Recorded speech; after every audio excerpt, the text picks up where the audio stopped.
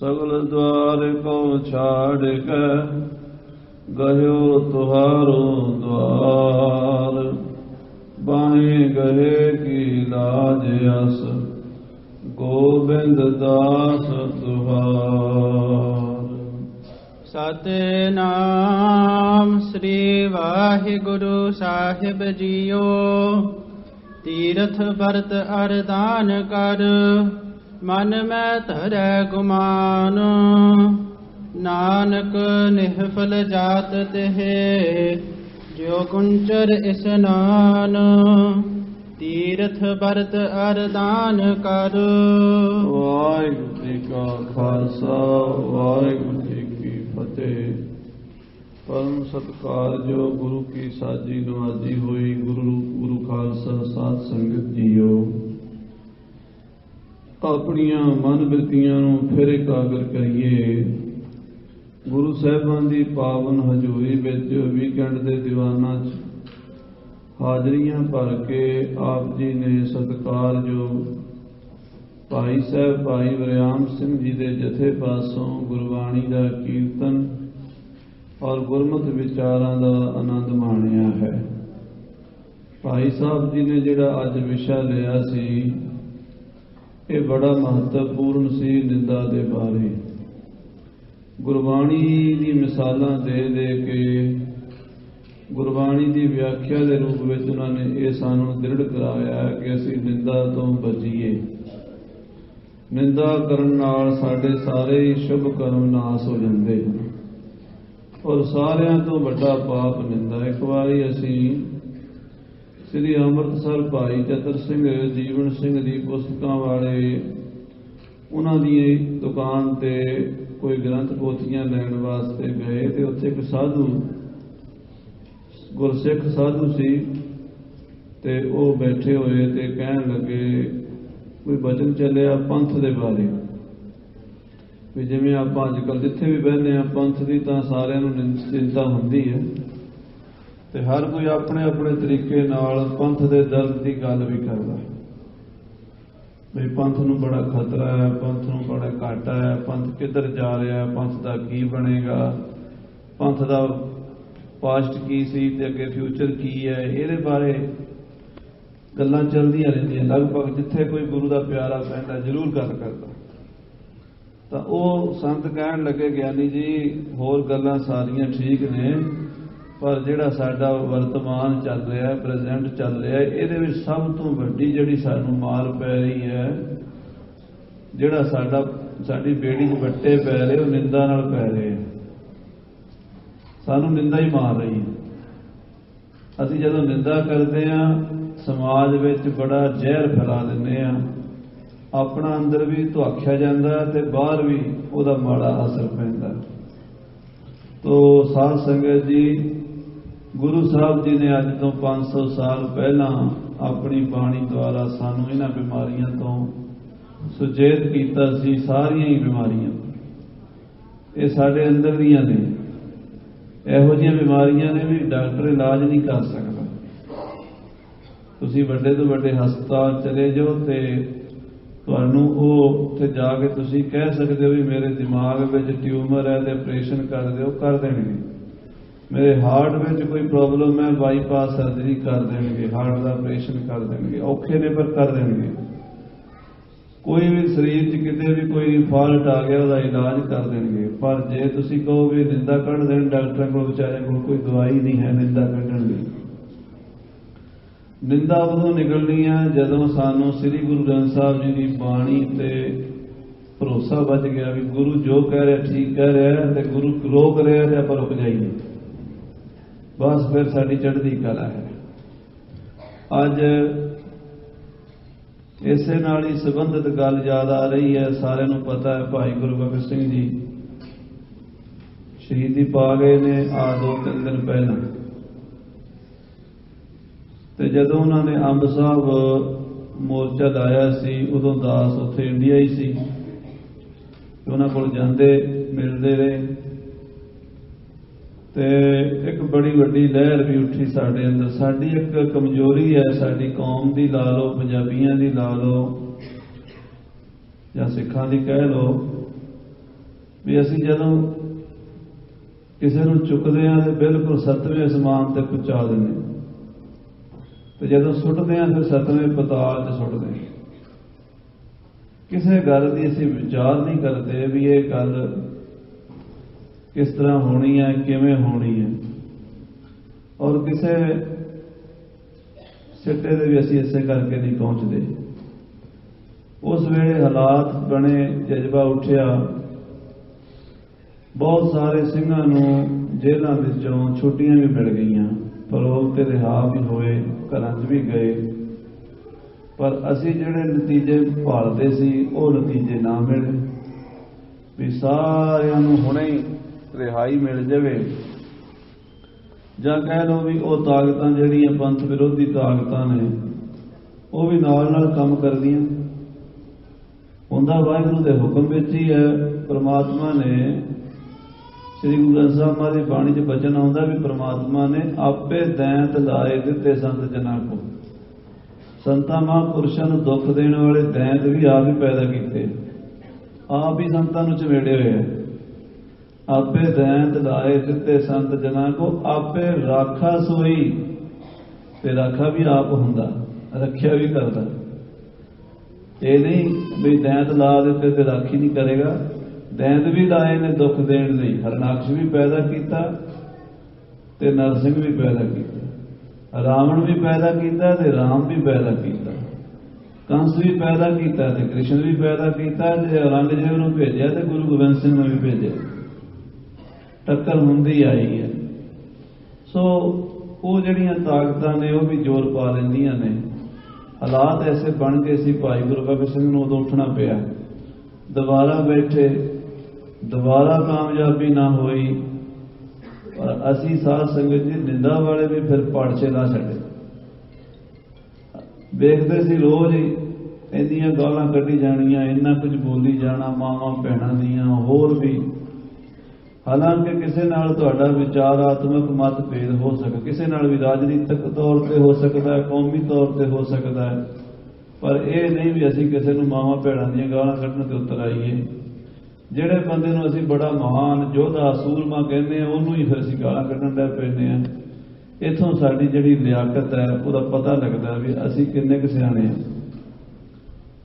ਸੋ ਖਾਲਸਾ ਜੀ, ਭਾਈ ਗੁਰਬਖਸ਼ ਸਿੰਘ ਜੀ ਹੋਰੀ ਜਿਵੇਂ ਵੀ ਹੋਇਆ ਆਪਣੀ ਨਿਭਾ ਗਏ ਨੇ, ਔਰ ਦੁਬਾਰਾ ਉਹਨਾਂ ਨੇ ਜਦੋਂ ਉਹਨਾਂ ਦੀ ਉਹ ਰਿਕਾਰਡਿੰਗ ਹੋਈ ਹੈ ਕਿਸੇ ਬੰਦੇ ਨਾਲ ਗੱਲਬਾਤ, ਉਹ ਟੈਂਕੀ ਤੇ ਖੜੇ ਹੋਏ ਗੱਲ ਕਰ ਰਹੇ ਨੇ ਵੀ ਮੈਨੂੰ ਥੱਲਿਓਂ ਘੇਰਾ ਪਾ ਰਿਹਾ ਪ੍ਰਸ਼ਾਸਨ ਨੇ, ਤੇ ਮੈਂ ਪੂਰੀ ਤਿਆਰੀ ਕਰਕੇ ਆਇਆ, ਮੈਂ ਇਹਨਾਂ ਦੇ ਹੱਥ ਨਹੀਂ ਆਉਣਾ।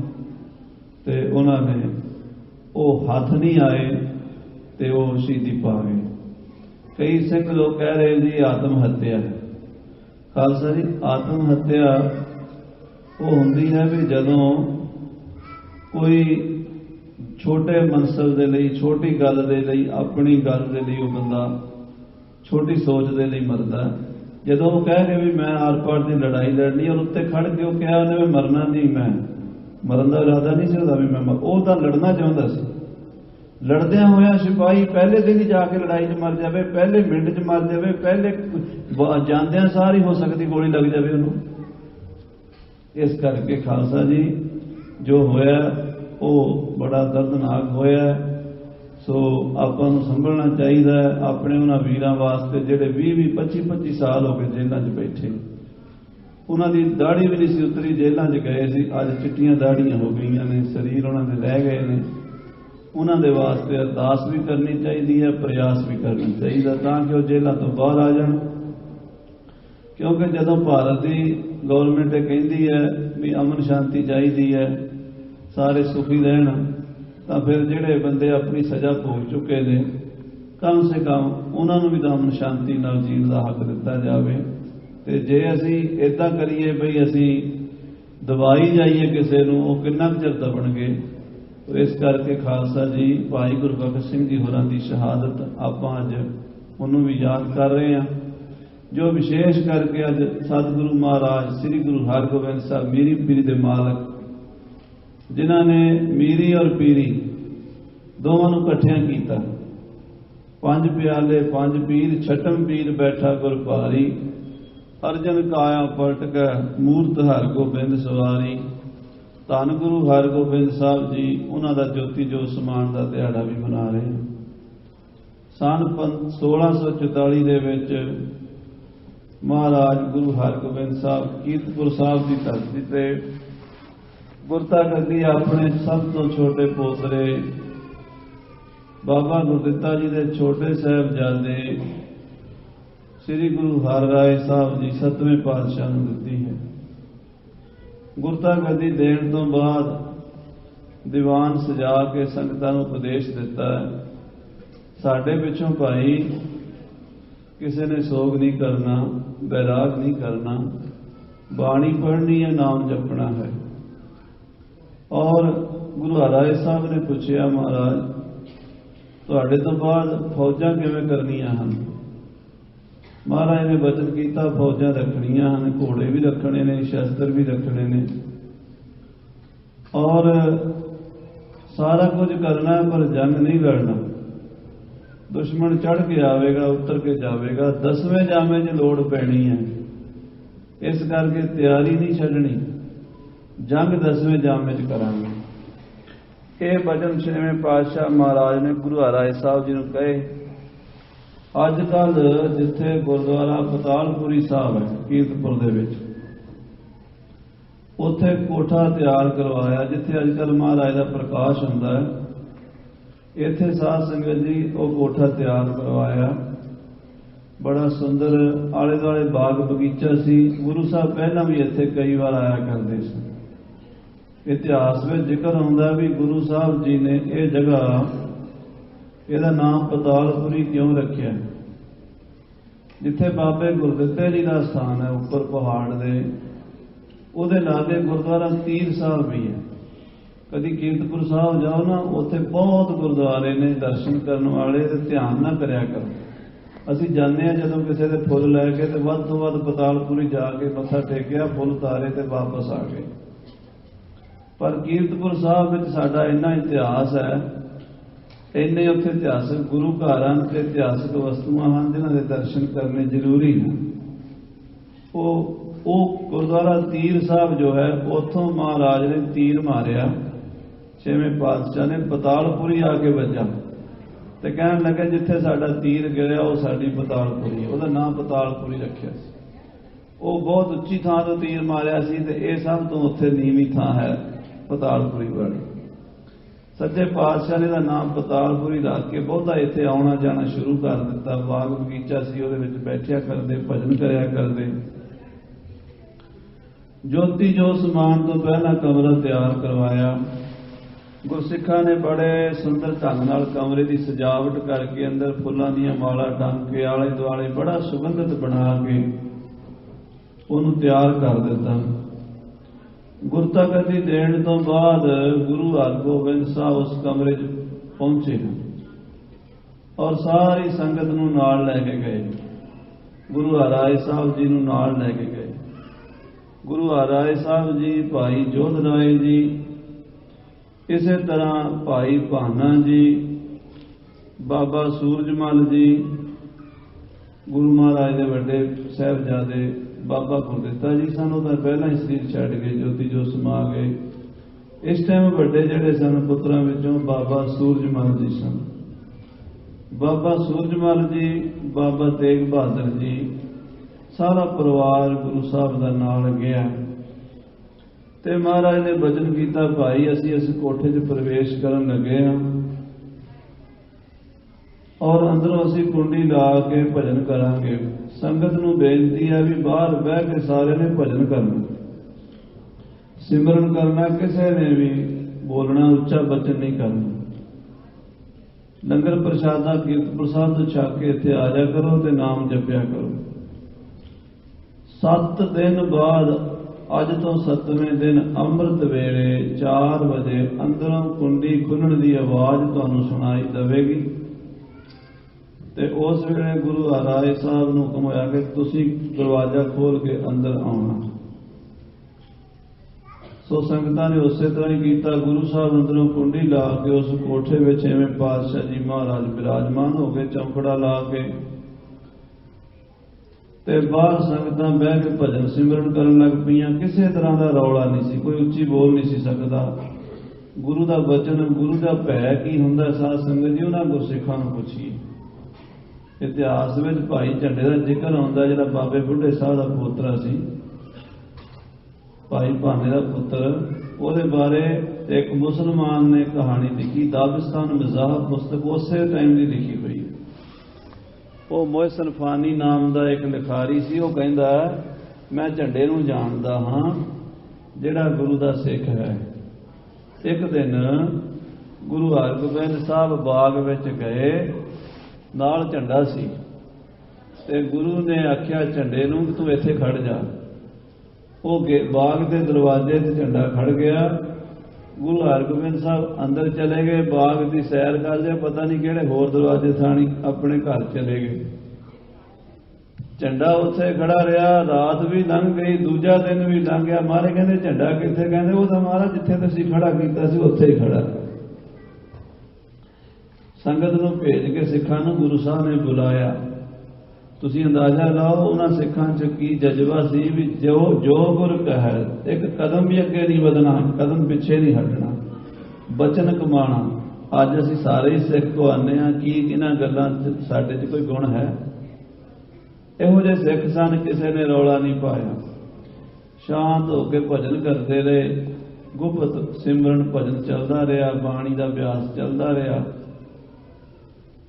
7वां दिन 7वीं रात बीती। अमृत वेला सच नाओ वड़ियाई विचार। दरवाजे की कुंडी खुलण की आवाज़ सुनाई देती। पुराने जमाने संगल वाली कुंडियां होंदियां सी, जदों खुली ठक करके वजदियां सन।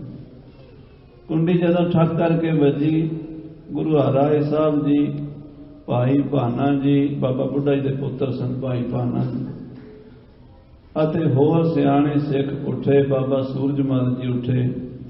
सब तो पहला गुरु हरराए साहब दरवाजे नूं हथ लाया, बोले जी दरवाजा खोलिया। कमरे दे अंदर देखिया जाके महाबली जोधे सतगुरु महाराज साहब श्री गुरु हरगोबिंद साहब इस तरह बैठे सन चौंकड़े विच, ते पिछे दीवार नूं ढासना लगा होया सी। ना इधर नूं होए ना इधर नूं, जिवें बैठे ना दीवार के सहारे, उत्थे ही सच्चे पातशाह की समाधि विच ही ज्योति जोत समा चुकी सी। सूरज किरण मिला, जल का जल हुआ राम, ज्योति जोत रवि संपूर्ण थी आराम। गुरु हरराए साहब जी महाराज ने बाहर संगतां नूं इशारे नाल दस्सिया कि महाराज सच्चे पातशाह गरीब नवाज जी अपनी खेड रचा के अपनी लीला संपूर्ण करके सचखंड गमन कर गए हैं। तो संगतां ने अंदर जाके दर्शन किए। भाई भाना जी ने अते गुरु हरराए साहब जी होरां ने सारियां ने रल के महाराज के शरीर का इशनान कराया। इशनान करा के नवे वस्त्र जो महाराज साहब जी के लिए तैयार किए सन, वो महाराज साहब जी नूं पवा के ते फिर विवान सजाया गया। क्योंकि नगर निवासी संगतां की इच्छा सी कि एक बारी महाराज नगर विच फिर चरण पा के जाण। गुरु हरगोबिंद साहब जी का विवान मोढियां ते चुक लिया। कीर्तन करदियां होईयां संगतां श्री कीरतपुर साहब के बाजारां दे विचों दी हो के उत्थों की पतालपुरी तो चले, उत्थों चल के सारे शहर चों हो के वापस फिर पतालपुरी पहुंचे। जिथों चले सी उत्थे वापस पहुंचे ते साध संगत जी चंदन की चिखा तैयार की गई। चंदन की चिखा विच महाराज 6वें पातशाह महाबली सतगुरु साहब जी के स्वरूप नूं टिकाया गया। जपजी साहब का पाठ करके गुरु हरराए साहब जी, बाबा सूरजमल जी, गुरु तेग बहादुर जी, जो परिवार के जी सन, भाई भाना जी आदि नेड़े होए। गुरु साहब हरराए साहब जी ने अपने हथी सच्चे पातशाह जी नूं अग्नि भेंट करता गया। जदों चिता नूं अग दिखाई ਇੱਕ ਪਹਾੜੀ ਰਾਜਾ ਸੀਗਾ, ਰਾਜਪੂਤ ਰਾਜਾ ਸੀ। ਉਹਦਾ ਰਾਜਾ ਰਾਮਦੇਵ ਨਾਮ ਇਤਿਹਾਸ ਵਿੱਚ ਲਿਖਿਆ ਹੈ। ਉਹ ਬਾਦਸ਼ਾਹ ਦਾ ਬਾਗੀ ਸੀ ਸ਼ਾਹਜਹਾਨ ਦੇ ਸਮੇਂ ਤੋਂ। ਉਸ ਬਾਗੀ ਬਾਦਸ਼ਾਹ ਨੂੰ, ਰਾਜੇ ਨੂੰ ਬਾਦਸ਼ਾਹ ਵੱਲੋਂ ਗੋਲੀ ਦਾ ਆਰਡਰ ਸੀ, ਜਿੱਥੇ ਮਿਲੇ ਮਾਰ ਦਿਓ। ਉਹ ਗੁਰੂ ਮਹਾਰਾਜ ਗੁਰੂ ਹਰਗੋਬਿੰਦ ਸਾਹਿਬ ਕੋਲ ਹੀ ਰਹਿੰਦਾ ਸੀ ਤੇ ਗੁਰੂ ਸਾਹਿਬ ਕੋਲ ਰਹਿਣ ਕਰਕੇ ਬਾਦਸ਼ਾਹ ਦੀ ਫੌਜ ਉਹਨੂੰ ਫੜ ਨਹੀਂ ਸੀ ਸਕਦੀ। ਜ਼ਰੂਰਤ ਨਹੀਂ ਸੀ ਵੀ ਉਹਦੇ ਕੋਈ ਨੇੜੇ ਆ ਜਾਵੇ। ਜਿਹਨੂੰ ਕੋਈ ਨਹੀਂ ਸੀ ਨਾ ਝੱਲਦਾ ਸਾਧ ਸੰਗਤ ਜੀ, ਉਹਨੂੰ ਮਹਾਰਾਜ ਛੇਵੇਂ ਪਾਤਸ਼ਾਹ ਝੱਲ ਲੈਂਦੇ ਸੀ। ਬੜੇ ਬੜੇ ਯੋਧੇ ਸੂਰਮੇ ਰਾਠ ਗੁਰੂ ਸਾਹਿਬ ਕੋਲ ਰਹਿੰਦੇ ਸੀ, ਜਿਹੜੇ ਬਾਦਸ਼ਾਹ ਤੋਂ ਬਾਗੀ ਸਨ, ਆਖੀ ਸਨ। ਤੇ ਗੁਰੂ ਮਹਾਰਾਜ ਛੇਵੇਂ ਪਾਤਸ਼ਾਹ ਜੀ ਦੇ ਅੰਗੀਠੇ ਸਾਹਿਬ ਦੀ ਬਲਦੀ ਹੋਈ ਚਿਤਾ ਦੀ ਰਾਜਾ ਰਾਮ ਪਰਿਕਰਮਾ ਕਰੀ ਜਾਂਦਾ ਤੇ ਜਪਜੀ ਸਾਹਿਬ ਦਾ ਪਾਠ ਬੜੇ ਬੈਰਾਗ ਨਾਲ ਕਰੀ ਜਾਂਦਾ। ਸੰਗਤਾਂ ਵੀ ਬੈਰਾਗ ਵਿੱਚ ਬੈਠੀਆਂ ਨੇ। ਅਚਾਨਕ ਜਪਜੀ ਸਾਹਿਬ ਦਾ ਪਾਠ ਜਦੋਂ ਭੋਗ ਪਿਆ, ਜਿਨੀ ਨਾਮ ਤੇ ਆਇਆ ਗਏ ਮਸਕਤ ਕਾਲ, ਨਾਨਕ ਤੇ ਮੁਖ ਉਜਲੇ ਕੀਤੀ ਛੁੱਟੀ ਨਾਲ। ਰਾਜੇ ਰਾਮ ਨੇ ਮਾਰ ਦਿੱਤੀ ਛਾਲ ਬਲਦੀ ਚਿਖਾ ਦੇ ਵਿੱਚ। ਗੁਰੂ ਹਰਿਰਾਏ ਸਾਹਿਬ ਜੀ ਦੀ ਚਿਖਾ ਦੇ ਵਿੱਚ ਸੜ ਕੇ ਸਰੀਰ ਤਿਆਗ ਗਿਆ, ਪ੍ਰਾਣ ਤਿਆਗ ਗਿਆ, ਗੁਰੂ ਸਾਹਿਬ ਦੇ ਚਰਨਾਂ ਵਿੱਚ ਲੀਨ ਹੋ ਗਿਆ। ਸੋ ਇਸ ਤਰ੍ਹਾਂ ਗੁਰੂ ਹਰਗੋਬਿੰਦ ਸਾਹਿਬ ਜੀ ਮਹਾਰਾਜ ਸੰਨ 1644 ਦੇ ਵਿੱਚ ਜੋਤੀ ਜੋਤ ਸਮਾਏ। ਉਹਨਾਂ ਦੇ ਜੋਤੀ ਜੋਤ ਸਮਾਉਣ ਦੀ ਯਾਦ ਆਪਾਂ ਅੱਜ ਮਨਾ ਰਹੇ ਹਾਂ। ਔਰ ਸਾਧ ਸੰਗਤ ਜੀ, ਗੁਰੂ ਦਰਬਾਰ ਵਿੱਚ ਲੜੀਵਾਰ ਕਥਾ ਸ੍ਰੀ ਗੁਰੂ ਤੇਗ ਬਹਾਦਰ ਸਾਹਿਬ ਜੀ ਮਹਾਰਾਜ ਦੇ ਸ਼ਲੋਕਾਂ ਦੀ ਹਰ ਐਤਵਾਰ ਨੂੰ ਆਪਾਂ ਕਰਦੇ ਹਾਂ, ਸਰਵਣ ਕਰਦੇ ਹਾਂ। ਧੰਨ ਗੁਰੂ ਤੇਗ ਬਹਾਦਰ ਸਾਹਿਬ ਜੀ ਨੇ ਜੋ ਸ਼ਲੋਕ ਉਚਾਰਨ ਕੀਤੇ ਵੈਰਾਗਮਈ ਹਨ। ਮਾਤਾ ਨਾਨਕੀ ਜੀ, ਗੁਰੂ ਤੇਗ ਬਹਾਦਰ ਜੀ ਦੇ ਮਾਤਾ ਜੀ ਨੇ ਦਿੱਲੀ ਸੁਨੇਹਾ ਭੇਜਿਆ ਸੀ ਮਹਾਰਾਜ ਨੂੰ ਕਿ ਸਾਨੂੰ ਮਹਾਰਾਜ ਦਾ ਸੁੱਖ ਸੁਨੇਹਾ ਜਾ ਕੇ ਦਿਓ। ਸਾਨੂੰ ਬੜੀ ਚਿੰਤਾ ਹੈ। ਜਿਸ ਦਿਨ ਦੇ ਮਹਾਰਾਜ ਦਿੱਲੀ ਗਏ ਨੇ, ਮੁੜ ਕੇ ਕੋਈ ਖਬਰ ਨਹੀਂ ਮਿਲੀ।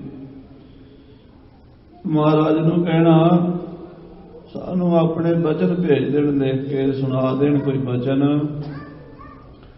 ਅਸੀਂ ਉਹਨਾਂ ਦੇ ਬਚਨਾਂ ਵਿੱਚ ਉਹਨਾਂ ਦੇ ਦਰਸ਼ਨ ਕਰ ਲਵਾਂਗੇ। ਮਾਤਾ ਨਾਨਕੀ ਜੀ ਦੀ ਇਹ ਚਿੱਠੀ, ਇਹ ਬੇਨਤੀ, ਇਹ ਮਹਾਰਾਜ ਗੁਰੂ ਤੇਗ ਬਹਾਦਰ ਸਾਹਿਬ ਜੀ ਕੋਲ ਪਹੁੰਚੀ। ਆਪਣੀ ਮਾਂ ਦਾ ਸੁਨੇਹਾ ਪਾ ਕੇ ਗੁਰੂ ਸਾਹਿਬ ਨੇ ਮਾਤਾ ਜੀ ਨੂੰ, ਸਾਰੇ ਪਰਿਵਾਰ ਨੂੰ, ਸਾਰੀਆਂ ਸੰਗਤਾਂ ਨੂੰ ਉਪਦੇਸ਼ ਦੇਣ ਲਈ ਇਹ ਸ਼ਲੋਕ ਉਚਾਰਨ ਕੀਤੇ ਸਨ, ਜਿਨ੍ਹਾਂ ਵਿੱਚੋਂ ਕੁਝ ਸ਼ਲੋਕ ਆਪਣੀ ਧਰਮ ਪਤਨੀ ਮਾਤਾ ਗੁਜਰੀ ਜੀ ਵਾਸਤੇ ਵੀ ਉਚਾਰਨ ਕੀਤੇ ਹਨ। ਕੁਝ ਸ਼ਲੋਕ ਆਪਣੇ ਸਪੁੱਤਰ ਸ੍ਰੀ ਗੁਰੂ ਗੋਬਿੰਦ ਸਿੰਘ ਜੀ ਮਹਾਰਾਜ ਵਾਸਤੇ ਵੀ ਲਿਖ ਕੇ ਭੇਜੇ ਹਨ। ਜਦੋਂ ਗੁਰੂ ਗ੍ਰੰਥ ਸਾਹਿਬ ਜੀ ਦੇ ਪਾਠਾਂ ਦੇ, ਅਖੰਡ ਪਾਠਾਂ ਦੇ, ਸਹਿਜ ਪਾਠਾਂ ਦੇ ਭੋਗ ਪੈਂਦੇ ਆ, ਇਹਨਾਂ ਸ਼ਲੋਕਾਂ ਤੇ ਭੋਗ ਪੈਂਦੇ ਆ। ਇਹਨਾਂ ਵਿੱਚੋਂ ਬੈਰਾਗ ਦਾ ਮੈਸੇਜ ਮਿਲਦਾ ਵੀ ਇਨਸਾਨ ਇਸ ਦੁਨੀਆ ਨੂੰ ਝੂਠਾ ਸਮਝ ਲੈ। ਜਿੱਥੇ ਤੂੰ ਬੈਠਾ ਇੱਥੇ ਕੋਈ ਸਦਾ ਬੈਠ ਰਿਹਾ ਨਹੀਂ। ਜਿਉਂ ਸੁਪਨਾ ਵੇਖਣਾ ਐਸੇ ਜਗ ਤੋ ਜਾਨ, ਜਿਵੇਂ ਇਹ ਸੁਪਨਾ ਸੰਸਾਰ ਸੁਪਨਾ ਹੀ ਹੈ। ਤੋ ਮਹਾਰਾਜ ਦੇ ਇਹਨਾਂ ਪਾਵਨ ਸ਼ਲੋਕਾਂ ਵਿੱਚੋਂ 45 ਸ਼ਲੋਕ ਹੋ ਚੁੱਕੇ ਹੈ। ਆਓ 46ਵੇਂ ਸ਼ਲੋਕ ਤੋਂ ਕਥਾ ਆਰੰਭ ਹੁੰਦੀ ਹੈ। ਮਨ ਬਿਰਤੀ ਗੁਰੂ ਤੇਗ ਬਹਾਦਰ ਜੀ ਦੇ 9ਵੇਂ ਪਾਤਸ਼ਾਹ ਜੀ ਦੇ ਚਰਨਾਂ ਨਾਲ ਜੋੜੀਏ, ਆਖੀਏ ਸਤਨਾਮ ਸ੍ਰੀ ਵਾਹਿਗੁਰੂ ਸਾਹਿਬ ਜੀ, ਸਤਨਾਮ ਸ੍ਰੀ ਵਾਹਿਗੁਰੂ ਸਾਹਿਬ ਜੀ। ਤੀਰਥ ਵਰਤ ਅਰਦਾਨ ਕਰ। ਮਹਾਰਾਜ ਸੱਚੇ ਪਾਤਸ਼ਾਹ ਫਰਮਾਨ ਕਰਦੇ ਹਨ ਕਿ ਜੇ ਕੋਈ ਬੰਦਾ ਤੀਰਥਾਂ ਦੀ ਯਾਤਰਾ ਵੀ ਕਰਦਾ ਹੋਵੇ, 68 ਤੀਰਥਾਂ ਤੇ ਜਾ ਕੇ ਇਸ਼ਨਾਨ ਕਰੇ, ਔਰ ਇਕਾਦਸ਼ੀ, ਦੁਆਦਸ਼ੀ, ਸੋਮਵਾਰ, ਮੰਗਲਵਾਰ ਦੇ ਵਰਤ ਵੀ ਰੱਖਦਾ ਹੋਵੇ। ਵਰਤ ਰੱਖਣ ਵਾਲੇ ਸਾਧ ਸੰਗਤ ਜੀ ਕਈ ਤਰ੍ਹਾਂ ਵਰਤ ਰੱਖਦੇ ਨੇ। ਕੋਈ ਇਕਾਦਸ਼ੀ ਦਾ ਰੱਖਦਾ ਹੈ, ਕੋਈ ਦੁਆਦਸ਼ੀ ਦਾ ਰੱਖਦਾ ਹੈ, ਕੋਈ ਵਰਤ ਮੱਸਿਆ ਦਾ, ਕੋਈ ਪੂਰਨਮਾਸ਼ੀ ਦਾ, ਕੋਈ ਸੋਮਵਾਰ ਦਾ, ਕੋਈ ਮੰਗਲਵਾਰ ਦਾ। ਇੱਦਾਂ ਲੋਕ ਵਰਤ ਰੱਖਦੇ। ਜਿਸ ਦਿਨ ਵਰਤ ਰੱਖਦੇ ਹਨ ਉਸ ਦਿਨ ਪ੍ਰਸ਼ਾਦਾ ਨਹੀਂ ਛਕਦੇ, ਸਵੇਰ ਤੋਂ ਲੈ ਕੇ ਸ਼ਾਮ ਤੱਕ। ਕਈ ਪਾਣੀ ਵੀ ਨਹੀਂ ਪੀਂਦੇ ਤੇ ਕਈ ਪਾਣੀ ਪੀ ਲੈਂਦੇ ਆ, ਪਰ ਅੰਨ ਨਹੀਂ ਖਾਂਦੇ। ऐसे वखरे वखरे लोगों के नियम होंदे हैं। महाराज कहते कोई 68 तीर्थां की यात्रा करता है और सो द्वादशी एकादशी सोमवार मंगलवार होर कोई वर्त रखता है अते कोई दान करता है। परमात्मा ने जो सानू दिता होया है ਉਹਦੇ ਵਿੱਚੋਂ ਦੂਜਿਆਂ ਨੂੰ ਦੇਣਾ ਇਹਨੂੰ ਕਹਿੰਦੇ ਦਾਨ ਕਰਨਾ। ਦੱਦਾ ਅੱਖਰ ਦੇਣ ਦਾ ਵਾਚਕ ਹੈ। ਜੋ ਪ੍ਰਮਾਤਮਾ ਨੇ ਸਾਨੂੰ ਦਿੱਤਾ ਅਸੀਂ ਦਈਏ ਦੂਸਰਿਆਂ ਨੂੰ। ਦਾਨ ਤਾਂ ਗੁਰੂ ਸਾਹਿਬ ਨਹੀਂ ਰੋਕਿਆ ਬਾਣੀ ਵਿੱਚ, ਪਰ ਦਾਨ ਕਰਕੇ ਉਹਦਾ ਹੰਕਾਰ ਕਰਨ ਤੋਂ ਰੋਕਿਆ। ਕਈ ਲੋਕ ਇਹ ਸਮਝਦੇ ਆ ਵੀ ਦਾਨ ਕਰਕੇ ਰੱਬ ਨੂੰ ਖਰੀਦ ਲਾਂਗੇ ਅਸੀਂ। ਉਹਦੇ ਬਾਰੇ ਬਚਨ ਆਇਆ ਤੇਰਾ ਦਾਨ कीमत ना पवै। बंदे तेरे दान नाल रब की कीमत नहीं पैंदी। तेरा दान है कीमत ना पवै तिस दाते कवन सुमाल। उस दाते का की अंत है जिन्हें तेनू सारा कुछ दिता है। ਉਹਦੇ ਦਿੱਤੇ च थोड़ा जिहा दे के ते तू दानी बन गया। दानी तो वही है सबना जियां का एक दाता। दाता तो वही एक ही है। वो दान दे रहा है तो तू खा रहा है। जो तेनू कुछ देवे ही ना तू की दान कर लेगा। इत्थे दुनिया च दाते कई बन जाते हैं पर अंकार करके लगता भी मैं दाता हाँ मैं किसी को दे रहा। असी किसी को कुछ नहीं दे सकते। साढ़े कोल है ही कुछ नहीं देना की है। मेरा कुछ मैं किछ नहीं जो किछ है सो तेरा। तेरा तुझको सौंप दे क्या लागे मेरा। ये मेरे वाहिगुरु मेरा की है जो मैं किसी को दें। सारा कुछ तो तेरा ही है। तेरा ही तेनू भेटा कर रहा फिर मेरा की है। आखो श्री वाहिगुरू। सो गुरबाणी जिहड़ी है वो बहुत उपरले पद्धर का बचन करते हैं सतगुरु। कहते तीरथ बरत किसी ने 68 तीर्थां की यात्रा कर ली। किसी ने जाके एकादशी द्वादशी सोमवार मंगलवार मस्या पूर्णमाशी के वर्त रख ले। कई किस्म के वर्त ने इन्नी आपां लंबी व्याख्या च नहीं पैना। गल तां समझण वाली हुंदी महाराज की कहना चाहुंदे। वो कहंदे इन्ना कुछ करके मन में धरै गुमान ते मन च हंकार कर लिया भी मैं बड़ा वड्डा तीर्थ यात्रु हाँ। मैं ते 68 तीर्थ यात्रा कीते। साढ़े च भी कई सज्जन इहो जे ने वो ये कहते ही फिरते जी मैं तो 11 वारी हजूर साहब गया। मैं जी इन्नी वारी हेमकुंड साहब गया। मैं इन्नी वारी अमृतसर हरमंदर साहब इशनान किया। मैं इन्नी वारी फलाने तीर्थ से गया। महाराज कहते तीर्थ से जाना माड़ा कोई नहीं। सासंग जी तीर्थां की निंदा नहीं की गुरबाणी च किते भी।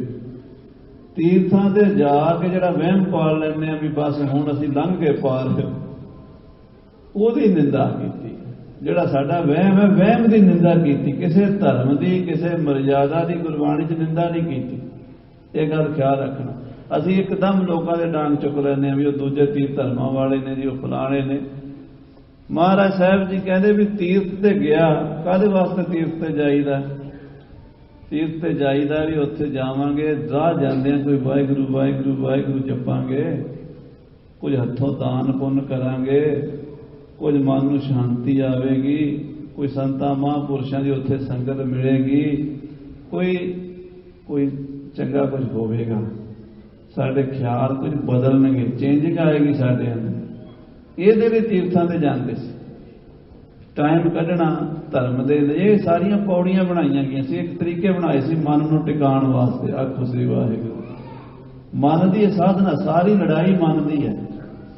जो कुछ कर रहे हैं असीं मन नूं टिकाण वास्ते कर रहे हैं ते मन साडा फिर नहीं टिकदा ते फिर कीता कराया सारा बिरथा चला जाता।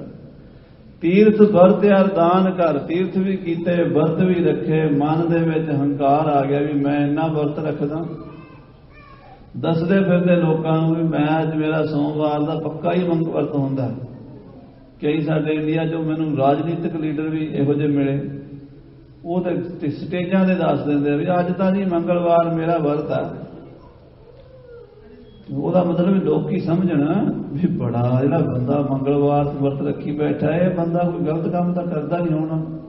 ये तो बंदा बहुत काम का होना।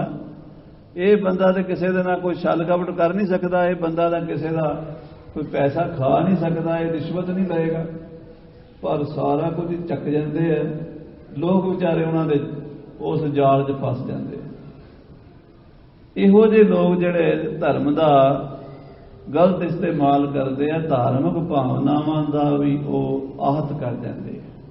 ਸੱਚੇ ਪਾਤਸ਼ਾਹ ਕਹਿੰਦੇ ਤੀਰਥ ਵਰਤ ਅਰਦਾਨ ਕਰ, ਤੀਰਥਾਂ ਦੇ ਯਾਤਰਾ ਕਰ ਲਈ, ਵਰਤ ਵੀ ਕਰ ਲਏ, ਦਾਨ ਵੀ ਕਰ ਲਿਆ ਤੇ ਮਨ ਚ ਹੰਕਾਰ ਵੀ ਕਰ ਲਿਆ ਵੀ ਮੈਂ ਤਾਂ ਬੜਾ ਦਾਨੀ ਹਾਂ, ਮੈਂ ਤਾਂ ਇੰਨਾ ਦਾਨ ਕਰਦਾ, ਮੈਂ ਤਾਂ ਇੰਨੇ ਲੰਗਰ ਲਾਏ ਐ, ਇੰਨੇ ਮੈਂ ਅਖੰਡ ਪਾਠ ਕਰਾਏ ਐ, ਇੰਨੇ ਮੈਂ ਗੁਰਦੁਆਰਿਆਂ ਦੀ ਸੇਵਾ ਕਰਾਈ ਹੈ।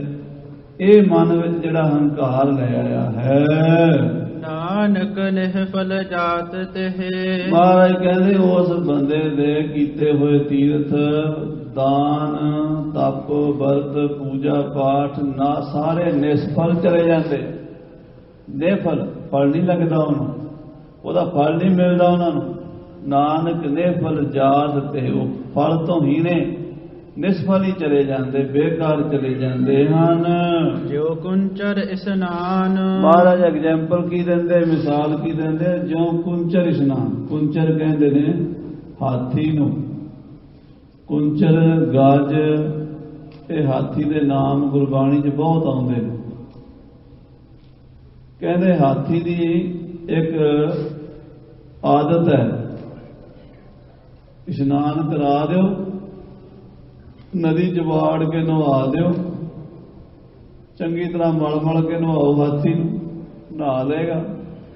ਨਹਾਣ ਤੋਂ ਬਾਅਦ ਬਾਹਰ ਆਏ, ਆਉਂਦਿਆਂ ਸਾਰ ਮਿੱਟੀ ਚੁੱਕ ਕੇ ਆਪਣੀ ਸੁੰਡ ਦੇ ਨਾਲ ਆਪਣੇ ਪਿੰਡੇ ਤੇ ਪਾ ਲਏਗਾ ਜਾਂ ਮਿੱਟੀ 'ਚ ਲਿਟੇਗਾ।